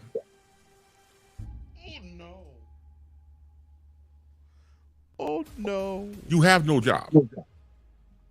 You're broker than a broke D dog. So let's cut it out the way. Let's stop fooling ourselves here. Second of all, as I told you before, this guy is a broadcaster. He actually worked at terrestrial radio doing jazz music. I told him for years. How in the Vita Blue? Your guess is as good as mine. Again, a fellow broadcaster who knows better. And I said, look, man, because he does jazz music. Look, you have enough coin in your wherever you stash it at. Pay for the rights and broadcast jazz music on your own social media platform. That's what everybody's doing. You don't have to wait till get on terrestrial radio if you want to. Start your own website and do that. I come to the conclusion that he's afraid. Why is he afraid? Because he's afraid of my wrath coming after his ass if he did it. He's a strong disadvantage right now because he comes on my comment section and types the illest stuff you're want to see. It's goddamn ridiculous. And for someone of your age, and for someone who's just a damn liar, it has to come to an end. Now, if you won't end it, I won't end it. And I consider him a close personal friend. This is what pains, the 1/4 American heart that I have in my soul here. I don't want to do this to the brother, but I'm going to do it. Why? Because it has to come to an end. Sir, you are stupid. Now, I'm sorry nobody told you this when you was coming up, but I'm telling you now, at the way you're about a year older than me, that makes you 56 goddamn years old. Sir, you're stupid. Because you type stupid stuff like the stuff I just mentioned. Doesn't make any sense. Do you realize you've been embarrassing yourself all these years? You've been an embarrassment since you got out the womb. I hate to tell you, I'm sorry nobody loves you. I guess they said, look, just keep on walking stupid. There goes stupid, walking down the street. I'm going to take because I love you. I'm telling you this because somebody would have put their arms around your knucklehead and say, you know what? Man, you a stupid mother. You're a stupid Mother Hubbard. Oh, my gosh. It doesn't make any sense. You're one step away from a straitjacket. Oh, my gosh. Monogrammed at that. It has to come to an end. I'm ending it today. So if you know who you are, you're not even worth the name to come out. I ain't gonna mention your damn name. That's how I'm pissed at you right now. Wow. You know who you are. Dumbass person. If you come at me again with this stuff, you are banned from the show. You think I'm playing with you? Wow. You think I'm playing? Because it has to end. If you won't end it, I end it. Doesn't make any sense. And then your dumb ass won't put up a show because you know I'll come after you to about start over and it's too early. I'll do the same thing to you because you can't take it. That bastard. I can't stand people like that. Dish it out, you get the same thing back to them. Oh, back to hell. Back to hell.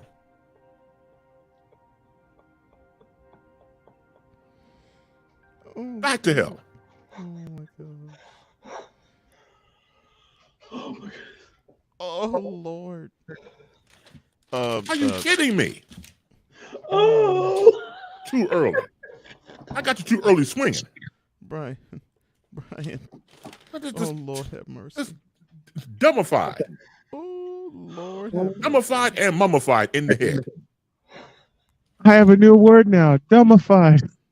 Dumbified. It's an epidemic of stupid people. You think I'm bull playing with you? No, we're not. We know you're not. It doesn't make any sense. Oh, we know you're not. We know you're not playing there. We all know some, sir. Definitely. Man, look. They can't walk around. They can't walk among us no more. I quit. Brian, I think Base is giving you the first episode, your first segment of.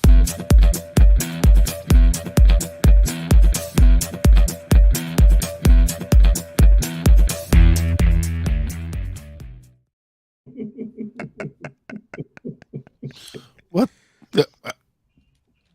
What is that? I'm trying to refrain from cursing because I know we're on radio. But Cole, if you have any part of that, oh my gosh, a damn fool. Fool. I swear to sweet baby Jesus, 6 pounds 7 ounces. You are a fool, my brother. I echo the sentiment. Where do you be coming up with this stuff? Well, that one I gave to him after the whole the roommate. The music, wait a minute. the dumb fat. I'm like, okay, I'm done. Okay.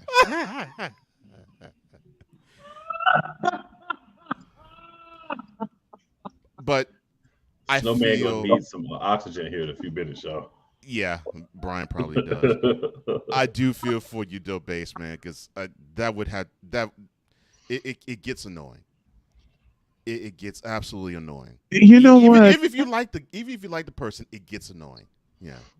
Every cotton picking Wednesday. Every cotton picking Wednesday. Yeah. Oh my heavens. Mm-hmm. Oh my heavens. What'd you say, Base? Back to hell. Yeah. But see, Wednesdays is different. See, Wednesdays is different because you attract them. Yes, with you bring them. You encourage them to come. Yes, you You do. call it. You say their name out loud, right? You said name That's 3 why times they like come. Beetlejuice. Base does not call this man's name out whatsoever. He refuses to say this man's name, and he still shows up. He's like herpes. He will Wait a never minute. go away.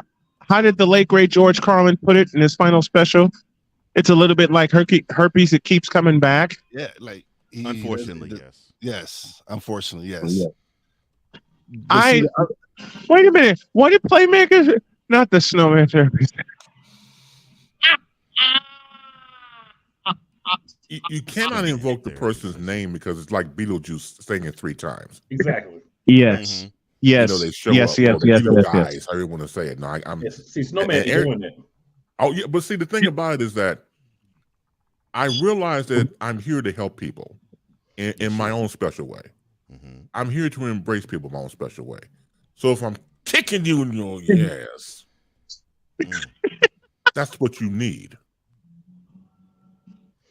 If you got a hitch in your giddy up because I put a size 13 up your asshole, it's okay. It's great. Ain't nothing changed but your limp. I mean, just keep it moving, and you'll be just fine. It just has to happen now. And I implore my brethren here on the panel, yes, sir, to Yes. continue to fight against stupid people because they cannot walk amongst us anymore. No, This is the they day. can't. This is the day that we all should go after. I'm telling you, we have to do our due diligence because they've had their time. It's been glorious. It's been great. But they need to Everything go. comes to an end. No, you gotta go. I understand.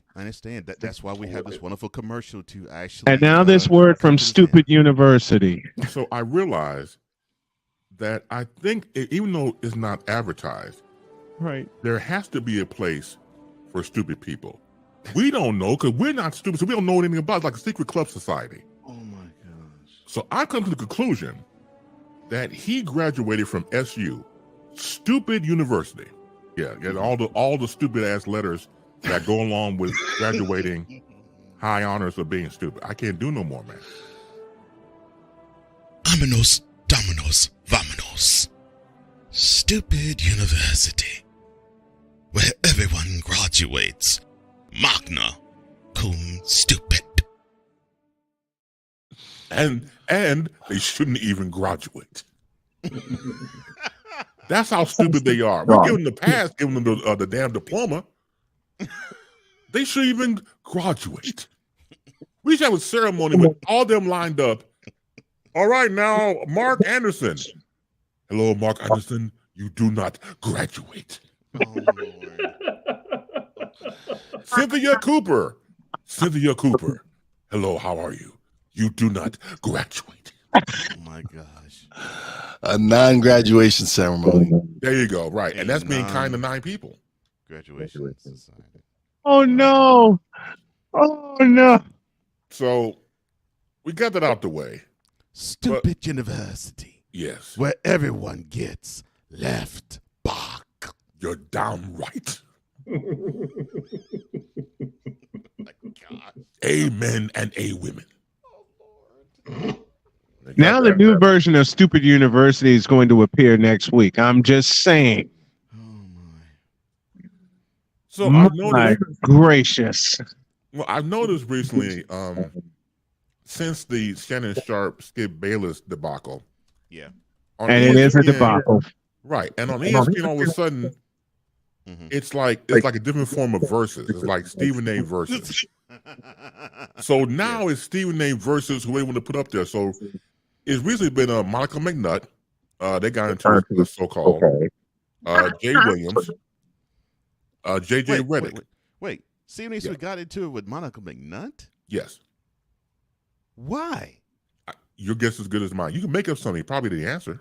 Oh my God. The Negro Night is just Negro Night. Well, Negro Night. That's what that's how you operate. You can't mess with my girl MM. You mean to tell me Negro Night struck again?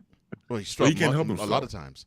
Yeah. And I get Jay because Stephen A. Smith is a Knicks fan and Jay's a Nets fan, so I get that. Right. But Monica McNutt, who is a stellar broadcaster reporter. she's awesome. She's a bright star. That's the problem. She's a rising star. I Therein- love what she therein does. I lies love the- how she is. That's the problem. Therein lies the problem. Therein lies the problem. The two words I just said, rising She's star. she's a great. Yes. She's great at what she does. She's the nigger night does awesome. not like that. Bro, I There's- love her and- on my Knicks post game. And I'll say it again. And I'll say it again. Therein lies the problem. Rising star, great broadcaster. The future's bright for Monica McNutt. And then you have him. Let me say it again. Then you have him. And I'll leave y'all to put the rest of the puzzle together. You got me, man, when you said Monica McNutt. I'm sorry, everybody's talking at one time, one point. Wise, what did you say about Monica McNutt? I'm sorry, I didn't hear it. I love her for my Knicks game. She does the Knicks post game report. So Oh, she does? Yeah, she does. Yes. She works for the MSG network. Right. Extremely talented. So I noticed a pattern here, and it's I wouldn't say it's shame, it's just different. When you throw in the wrestling aspect of how sports is broadcasted nowadays, everybody is to each their own. I'm not of that ill of thought. I don't believe you have to throw in the eye bulging, the neck turning, the shouting that certain people do in sports broadcasting. I don't believe it's necessary, but some people, I believe, who are not talented have to do these things to get eyeballs on the screen, to get numbers, obviously. So someone like this, Stephen A is an easy target. I don't mean to pick him all the time, but I'm going to. The thing about him is that once having someone across the street, going back to Shannon the Skip, now all of a sudden he's battling with these people on his own network. So it's not a coincidence, because what happened with Shannon the Skip, I believe was the real deal. I don't believe that was fake. I believe that was the real deal. That just happened in time, and Skip has always been Skip, and again, he's always been that way. To disrespect the person across the table from you is, what do you expect? It's like, well, why am I here? You don't expect me sitting in this chair. So I get where Shannon was coming from, but that was real. I think a lot of the stuff over ESPN with Stephen A. versus, to a degree, is manufactured. Because what they did at Fox Sports 1, let's do it over here too. And again, and you said before, rising star. People like her, Elle Duncan, who are great at what they do, happen to be female, they should be the future of that network. They really should look into them long term if they haven't already. And you have other rising stars too, but those two stand out to me the most. And you think that you would look at the numbers of when they're on. Now, of course, they probably do. They can attract a larger audience, everything else. But what happens is that type of battling and shouting is really necessary. And I give a perfect example. So I'm watching Dan Patrick, one of my personal favorites, and someone had mentioned about Stephen A. Smith during the show, and Dan's the class act. So Dan was like, well, whatever Stephen A. does, it works for him, that works for him. You can tell the coding in that. He knew what he was saying. I'm not going to participate in that, Barnum and Bailey sideshow Barker show. He does what he does across the street. I do what I do here. And I think that someone like Dan Patrick, people I grew up watching, Dan Patrick, Keith Olbermann, those guys, they kind of set the bar to a degree of broadcasters who came on ESPN. And everybody has their favorite, obviously.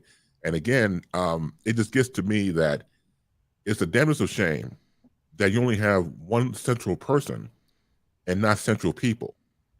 Because he is the face of the network. It would be nice if they just expanded, in my opinion, to the others who are trying to get shine too. Yeah. What annoys me about him is you're representing men of color. Why do you have to be so loud and obnoxious? Why does it have to be portrayed like you have to be the clown? Because that's how it looks. I look at it. It's like you're here to be a clown and entertain the masses, but there's better ways to do it. You don't have to go start screaming and doing all the nonsense he does. And Stephen A. knows his stuff. He knows basketball. He knows. That's what makes it worse. The way his presentation to me is just obnoxious and annoying. That right there is what makes it worse.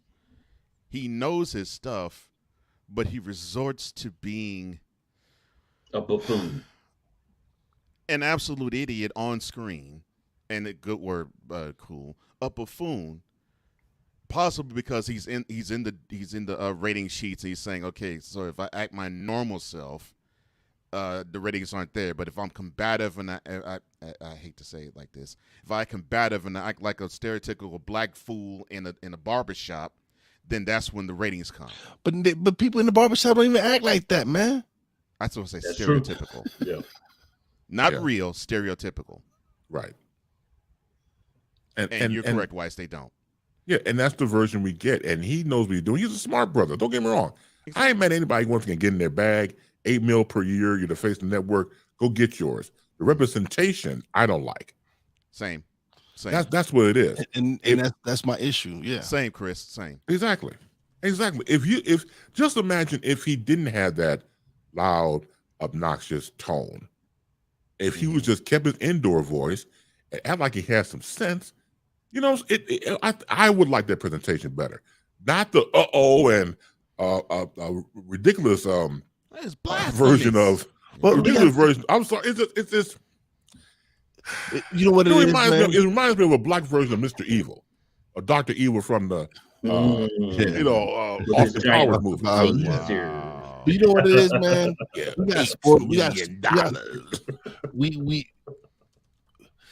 We need Stuart Scott, man. That's what we need. We need the representation that Stuart Scott was giving us, because even though he infused he infused the culture in his thing, and he did it with class, right? And he was Stuart Scott. He was himself.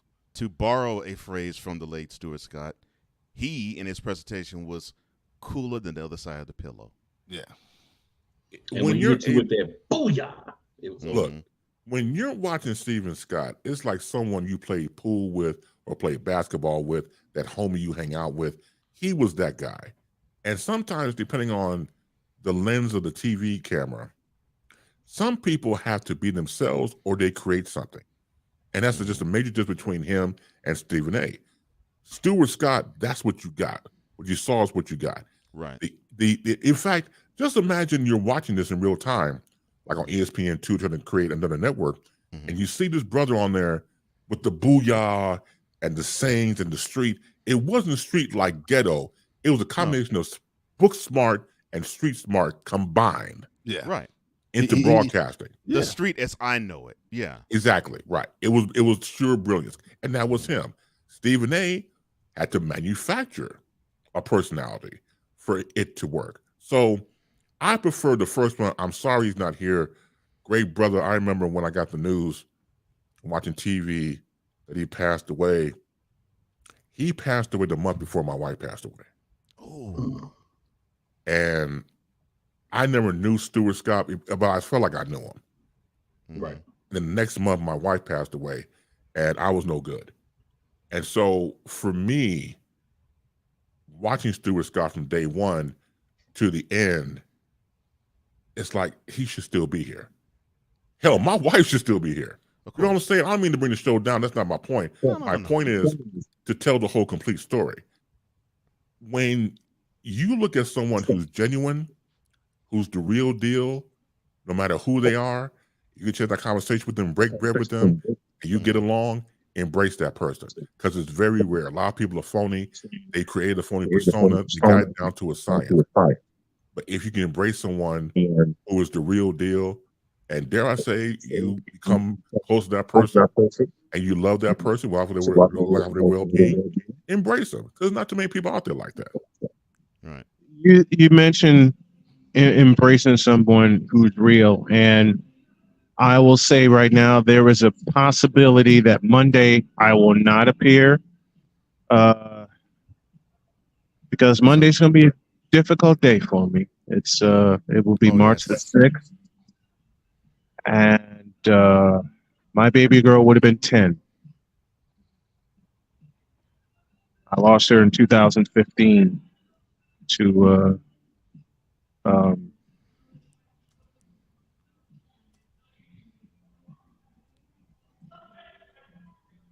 It's bad enough I lost her once to a forced adoption. It's bad enough I lost her twice. Second time to death. And the day I lost her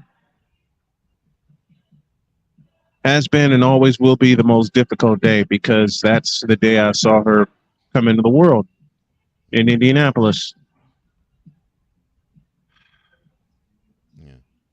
I mean, hell, if I had it my way, and I know I don't, my dad would still be here. No, I know the victory I got on the 15th of February was for him.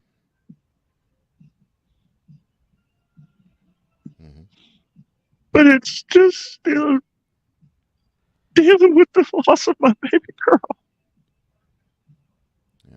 It's definitely, it's tough, man.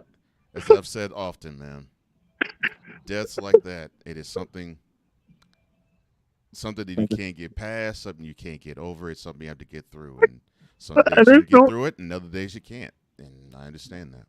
Absolutely. Monday and Thursday,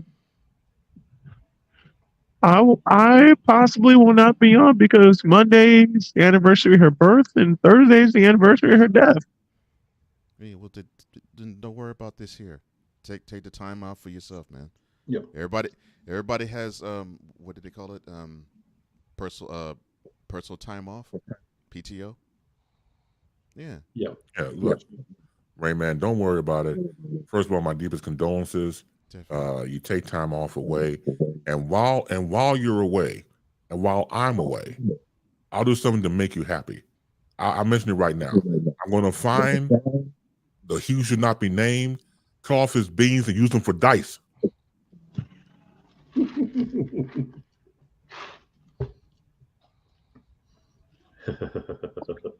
going to cut him off, man, rolling for dice, hit 7. The point is 4. I can make as long that. as it ain't snake eyes, we're good. Thank you, Vex. If the roughest to go through is the loss of a family member, in an 8-year span, I lost 2 generations. My dad and my daughter. I lost my dad in 07 and I lost my daughter in 15. And as much as I've cussed since then,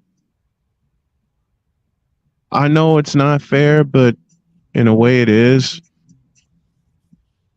It's the first, I just go back to the first time I heard her voice, even though it came in the form of a happy squeal when I did an impression of Foghorn Leghorn, which turned out to be her favorite cartoon character. And in some ways, some of my grandchildren love Foghorn Leghorn, and I love the family that I have. Thank you, Jody, for that.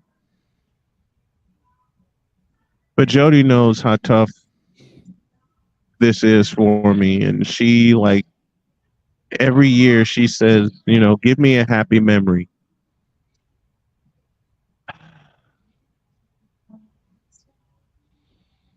And all I can think of is the first time I held my daughter. The first time I held her when we brought her home, and she just had this look of, are you going to take a picture of me or not?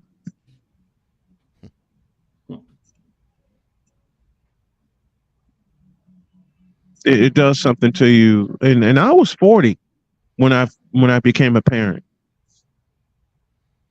I have been teased for years that I would never become a parent. I mean, people who shall not be named, thank you, Chris Bass, you know, say all the time, oh, well, you'll never become a parent. You're too much of a square. You're too much of this and too much of that. Well, guess what? I got a family. So kiss the back of my fat yes. They'll be back there for 2 weeks. Yes. Hey, man, loss is definitely hard, man. You know, man. a loss like that is extremely I hard. can man. identify somewhat. You know what I'm saying? I lost both my parents and my grandmother in like a 5-year span. So it's not exactly the same. So man, I'm not trying to, but I can understand. I know. Yeah, when you This, get by their like birthdays, because my mom I actually lost in May. So May is a very what I'm saying, yeah, it's a tough month for me. May's tough for you. Yeah, because I got her birthday, Mother's Day, and she passed all in May. So May's a very, difficult month, man. So yes, I get it. May for you and June for me, because June's no better. June 12th, I could see that. June 12th of 07, my dad passed. 5 days later was Father's Day. 8 days after that is his birthday. Yeah. And it's because of that day, and we're coming up on time here. It's because of that day, June 25th, that's the day I chose as my wedding day to honor my dad. Because I knew he'd have jumped up and down and celebrated and danced in only the way that he could. Seeing me get married, and I tell Jody all the time, my dad would have adored you, and I mean every word of that. That's good. Of course he would have. He's a good man. He adores Jody. I mean, even from above, he adores Jody, and he adores the family that we built. Yeah, he's a good man, just like you. So, of course. That Father's Day weekend, and Victor paid me such homage, and I appreciate him. We had to work at Linwood that weekend, and I didn't want to go. And I love baseball. Y'all know I love baseball. First sport I ever grew up loving. I didn't want to do any baseball that weekend, especially that Sunday. That Sunday was Father's Day. Right. That Father's Day was a pain. And Victor spoke into his microphone to the crowd there, helped my friend get through this Sunday because he just recently lost his dad. And I lost it. I broke.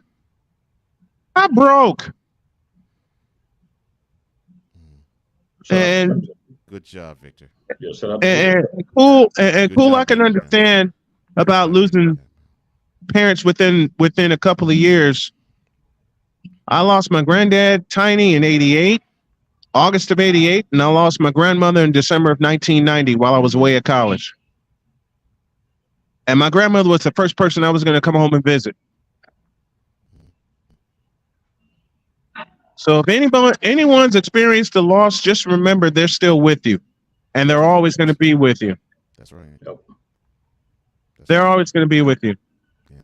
Chris Bates joins us every Friday, as he does, to inject life into this program and into everything that we're doing. We love you, brother. Thank you so much for everything that you do and everything that you bring to this show. We appreciate you. We love you. Thank you so much, man. Well, I love you guys more, and the damn thing you can do about it. You have a good weekend. And a damn thing we're going to do about it. Thank you, Bates. Take care. Peace. Don't soil this program by putting crap on it.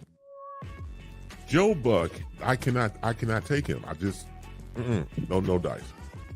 I'm glad Carlos Boozer finally took the kiwi off his face. It should be on your shoes, not your face. It's kiwi shoe polish, for God's sake. LeBron should come clean about his age. I wish baby Jesus that I had alcohol in this container, because I need some after watching Screaming Nate Smith. Baby Jesus? Really? 6 pounds, 7 ounces. Go tell 5 of your friends and 8 of your enemies that Chris Bates will be in the air.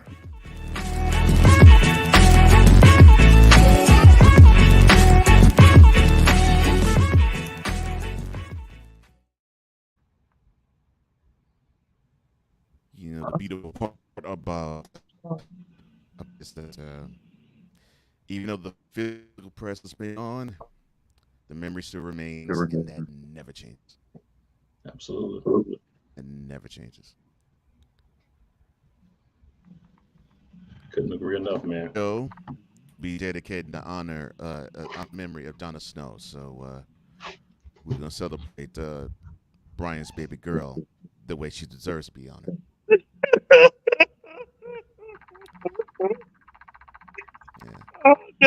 since your daughter.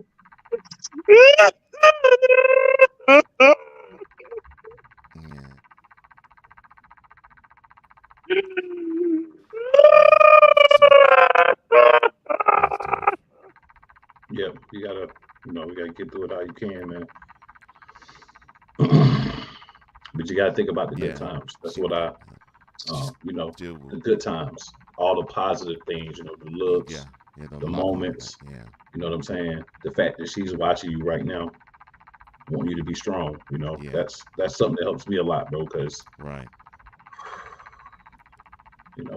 loss is lost, bro. When you can't ever see him again, you can't ever touch him. Yeah, you can't smell him, but you can still remember when you could. And I mean, I just look at it like God gave us those people for a reason. Yeah. So we at least had them for a time, because we could have not had them at all. So that's that's all I try to take positive from it, bro, because it's hard. And when that grief hits you, bro, you can't control it. You don't know. Like, you could be fine and that grief hits you, man, and you just It's tough. It's hitting me this morning, knowing what's coming up, and for once, I'm not going to apologize for the tears that are flowing right now, because every time this happens, when I'm on the air, when something significant hits me, I apologize for. I'm not going to apologize this morning. I am not going to apologize for the way Donna affected my life. I'm not going to apologize for the way Jody affected my life. I'm not going to apologize for the way you guys affect my life, because from surviving cancer, if there are two people I know that celebrated with me, it's Dad and it's Donna. And I know I'm going to have to edit the daylight side of this for QEE, and I'm going to. Believe me, I am. I'm going to do it when I get home. But hey, this afternoon, I don't care how many tears are flowing. Part of the show is going to be in Donna's honor and in Jody's honor. People say Remy, people say it gets easier with time. Bull. It don't. Yeah, it don't. It doesn't. No. I think you learn how to cope with it better, but it doesn't get easier. No. Sometimes even coping with it becomes a royal pain. Because you just remember how that person affected you. Yeah. And I didn't even find out. I'll share a funny story with you before we get out of here. I didn't even find out I was going to become a dad until the day it happened. Because my fiance at the time, Liz, had horrible stomach pains, and I was completely oblivious to what's going on. She couldn't sleep, so I didn't sleep. So we brought her to the hospital, and they were doing all kinds of tests on her and things like that. And all of a sudden, the doctor yanks me aside, and they yanked me outside. They had to run tests and things like that, and I understand that. I come back in, and Liz's eyes are about the size of quarters. And I'm going, what's going on? That's when she looked me in the eye and said, I'm about to have a baby now. I went outside and I nearly fainted. What? Wow, that's... You want to talk about something? Wow. How does Kevin Harlan put it? Right between the eyes? Yeah. Right between the eyes. I got hit with fatherhood at age 40. And to think Monday she would have been 10. And Jody asks me all the time, how often do you think you'd be chasing your daughter? I mean, considering the fact that I survived what I survived and Jody survived it with me, we both would have been chasing her. Doggone it. Yes, sir. Yes, sir. The only people I'm going to apologize to are the folks at QEE, and I know I got to make the edits I need to. I am going to probably record my afternoon show here and just piece it together from there. But I'm not going to apologize for the end of this. I'm not going to apologize for the tears that flowed this morning, but because that's what losing family does. When you remember them, that's what it does. When you remember how they affected you and how they lived for you as well as you for them.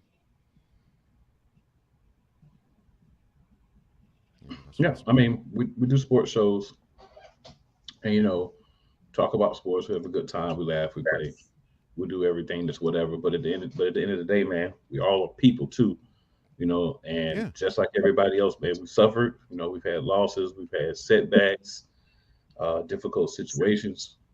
But, you know, sometimes letting other people know, like, we go through the same things, you know, it's helpful, you know, because you never know what somebody who's watching the show, somebody who listens to it on the radio, what they've been going through. You know, maybe this helps them. True. True. Yeah. Part of this platform is remember who shaped you. Remember who shaped you. Remember who was there for you. Remember who was there with you. Here, now, and forever. Because their memories will help get you through. Even if they don't help get you through immediately, trust me when I tell you, and Cool and everyone on this panel and in the chat, they will get you through. No question. And I'm kind of glad that baby girl was born in March, because March Madness is right around the corner, and that was one of the first things we celebrated together. The tournament. Yeah. We celebrated the 2013 tournament. Even before everything went down. And like I said, I'm going to talk about it this afternoon. And if I fly solo for 45 minutes on the afternoon show, then so be it. I want people, when I do the afternoon show, and Cole, you came up with the perfect tagline, and I love you for this, brother, where sports is the base, and life and fun are the result. It's going to be a live show today. It's going to be a live kind of show today, because I'm paying homage to Donna, I'm paying homage to my dad, and I'm paying homage to you guys. Yeah. I mean, do we have differing sports opinions? Hell yeah. That's what makes it fun. I hope we do. That's what makes it fun. I mean, hell, I honored Cool McCain for the NFC Championship, and my first two words were one of my daughter's favorite phrases. Hassan Chop. That's one of Jody's favorite. That's one of Jody's favorite phrases. Let's be totally real. And I have shared, and will continue to share everything about my relationship with my wife Jody with you guys, as I share with everybody. Cole, this is going to piss you off, but this is how I feel right now. And you remember this. People were telling me early on, when I met Jody, don't share everything about her. Says you. I'm going to throw it right down the plate like a fat fastball from Nolan Ryan. If there's a source that makes you happy, no one could regulate you expressing that. No one. No one should try. And no one has the right to. And I'm saying that even if that came from me, no one has the right to tell you that, man. If a person makes you happy, you should be shouting it and singing it, because you never know. It might give somebody out there the thought process of, well, if he has happiness, I might get it too. Jody has ridden with me through pancreatic freaking cancer. In a point in time for about a year, I didn't think I was going to make it.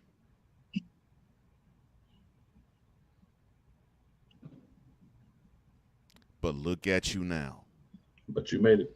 You had a doctor say to you and to your wife, prepare for his funeral. Yeah. Understand Duke University. those words. Duke University Hospital.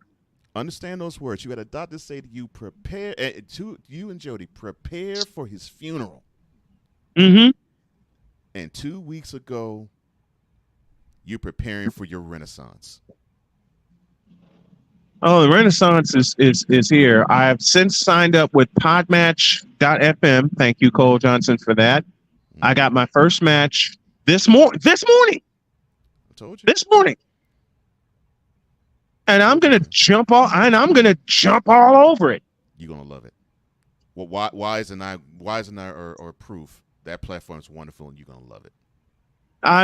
I filled in details to the best of my ability, and I'm jumping all over my first guest. Yeah. I said, what are some of the details? I want a sports fan that's more than a sports fan. That's the best way I can put it. And I've asked Cole to write descriptions for both shows because I have a horrible form, and I've had it for the past year, of writer's block. Because Francis Battaglia got a hold of me. He's saying, I want to hitch my wagon to one of your shows. And he's reminding me every day. And thank you, Francis. Use the templates I gave you to put the thing together for your shows. So it's on and popping. If you haven't started using ChatGPT, I highly recommend you I got to get into it first, because every time I've tried to get into it, it's been full. But that ain't gonna stop me from keeping trying either. All right, we've gone way into overtime. Let's get on out of here. Have a great weekend. God bless. Remember to make your next move your best move, and always remember, y'all know it well. If your dreams don't scare you, then damn it, they just are not big enough. Hey, if you're free, 7:30 p.m. Eastern Standard Time tonight, go check out Play Calls, playcallsportstalk.com/live. So our YouTube channel is in the chat. Zone. Yes. Please subscribe to all of our YouTube channels, because our goal is to get everyone monetized, and so everyone can eat. Hawk TV, that's for you. Victor, that's for you, and everybody that hangs with us. This is the summer, and I'm declaring this right now. This is the summer where everybody that has hung with this show and with us and with this conglomerate, we all get fed. I can't wait for the day where y'all come to me and say, I'm finally monetized, and I can repeat those words also. And I'll say it again. If your dreams don't scare you, they're simply not big enough. Dream big, do bigger. We hope y'all are too. And to Donna, and to Pops, and to Tiny, my granddad, I miss you all. It's more than likely I'll be out Monday, but I definitely will keep y'all posted. And thank you, Playmaker, for saying he'll fill in case I don't make it. We're out of here. See you Monday. All right, and before we do go, just judging from the last 20-ish minutes, this is dedicated to all men. Is this what the show is about? Yeah. It's just two men being able to talk about men things, and it not be, because there's men shows that are all about bashing women. We're not here to bash that. We're not here to bash women because we have two beautiful wives at home. That would be hypocritical of us to do that. Yes. So we wanted to focus more on men, though. Right. We I'm Poppy's term, pro man. That still is one of the best phrases I have heard in a minute. I love that, pro man. Yeah. And I was hoping you were going to be drive down that lane too, because I was like, man, I see these man shows, but it's always about getting to what the woman isn't doing for the man. I'm like, no, I don't want that. Tune in every Monday, 2 p.m. Eastern, 1 p.m. Central on Comey Media, 8 p.m. Eastern, 7 p.m. Central on Real Rise TV, and 9 p.m. Eastern, 8 p.m. Central on Snowman Multimedia, all on YouTube. because that show is the ultimate masculine safe space. Manpower meant. Love it. Period. And that's another hashtag we share. Manpowerment. Thank you for that, Snowman. Manpowerment. Let's get. See y'all Monday. See y'all. See y'all.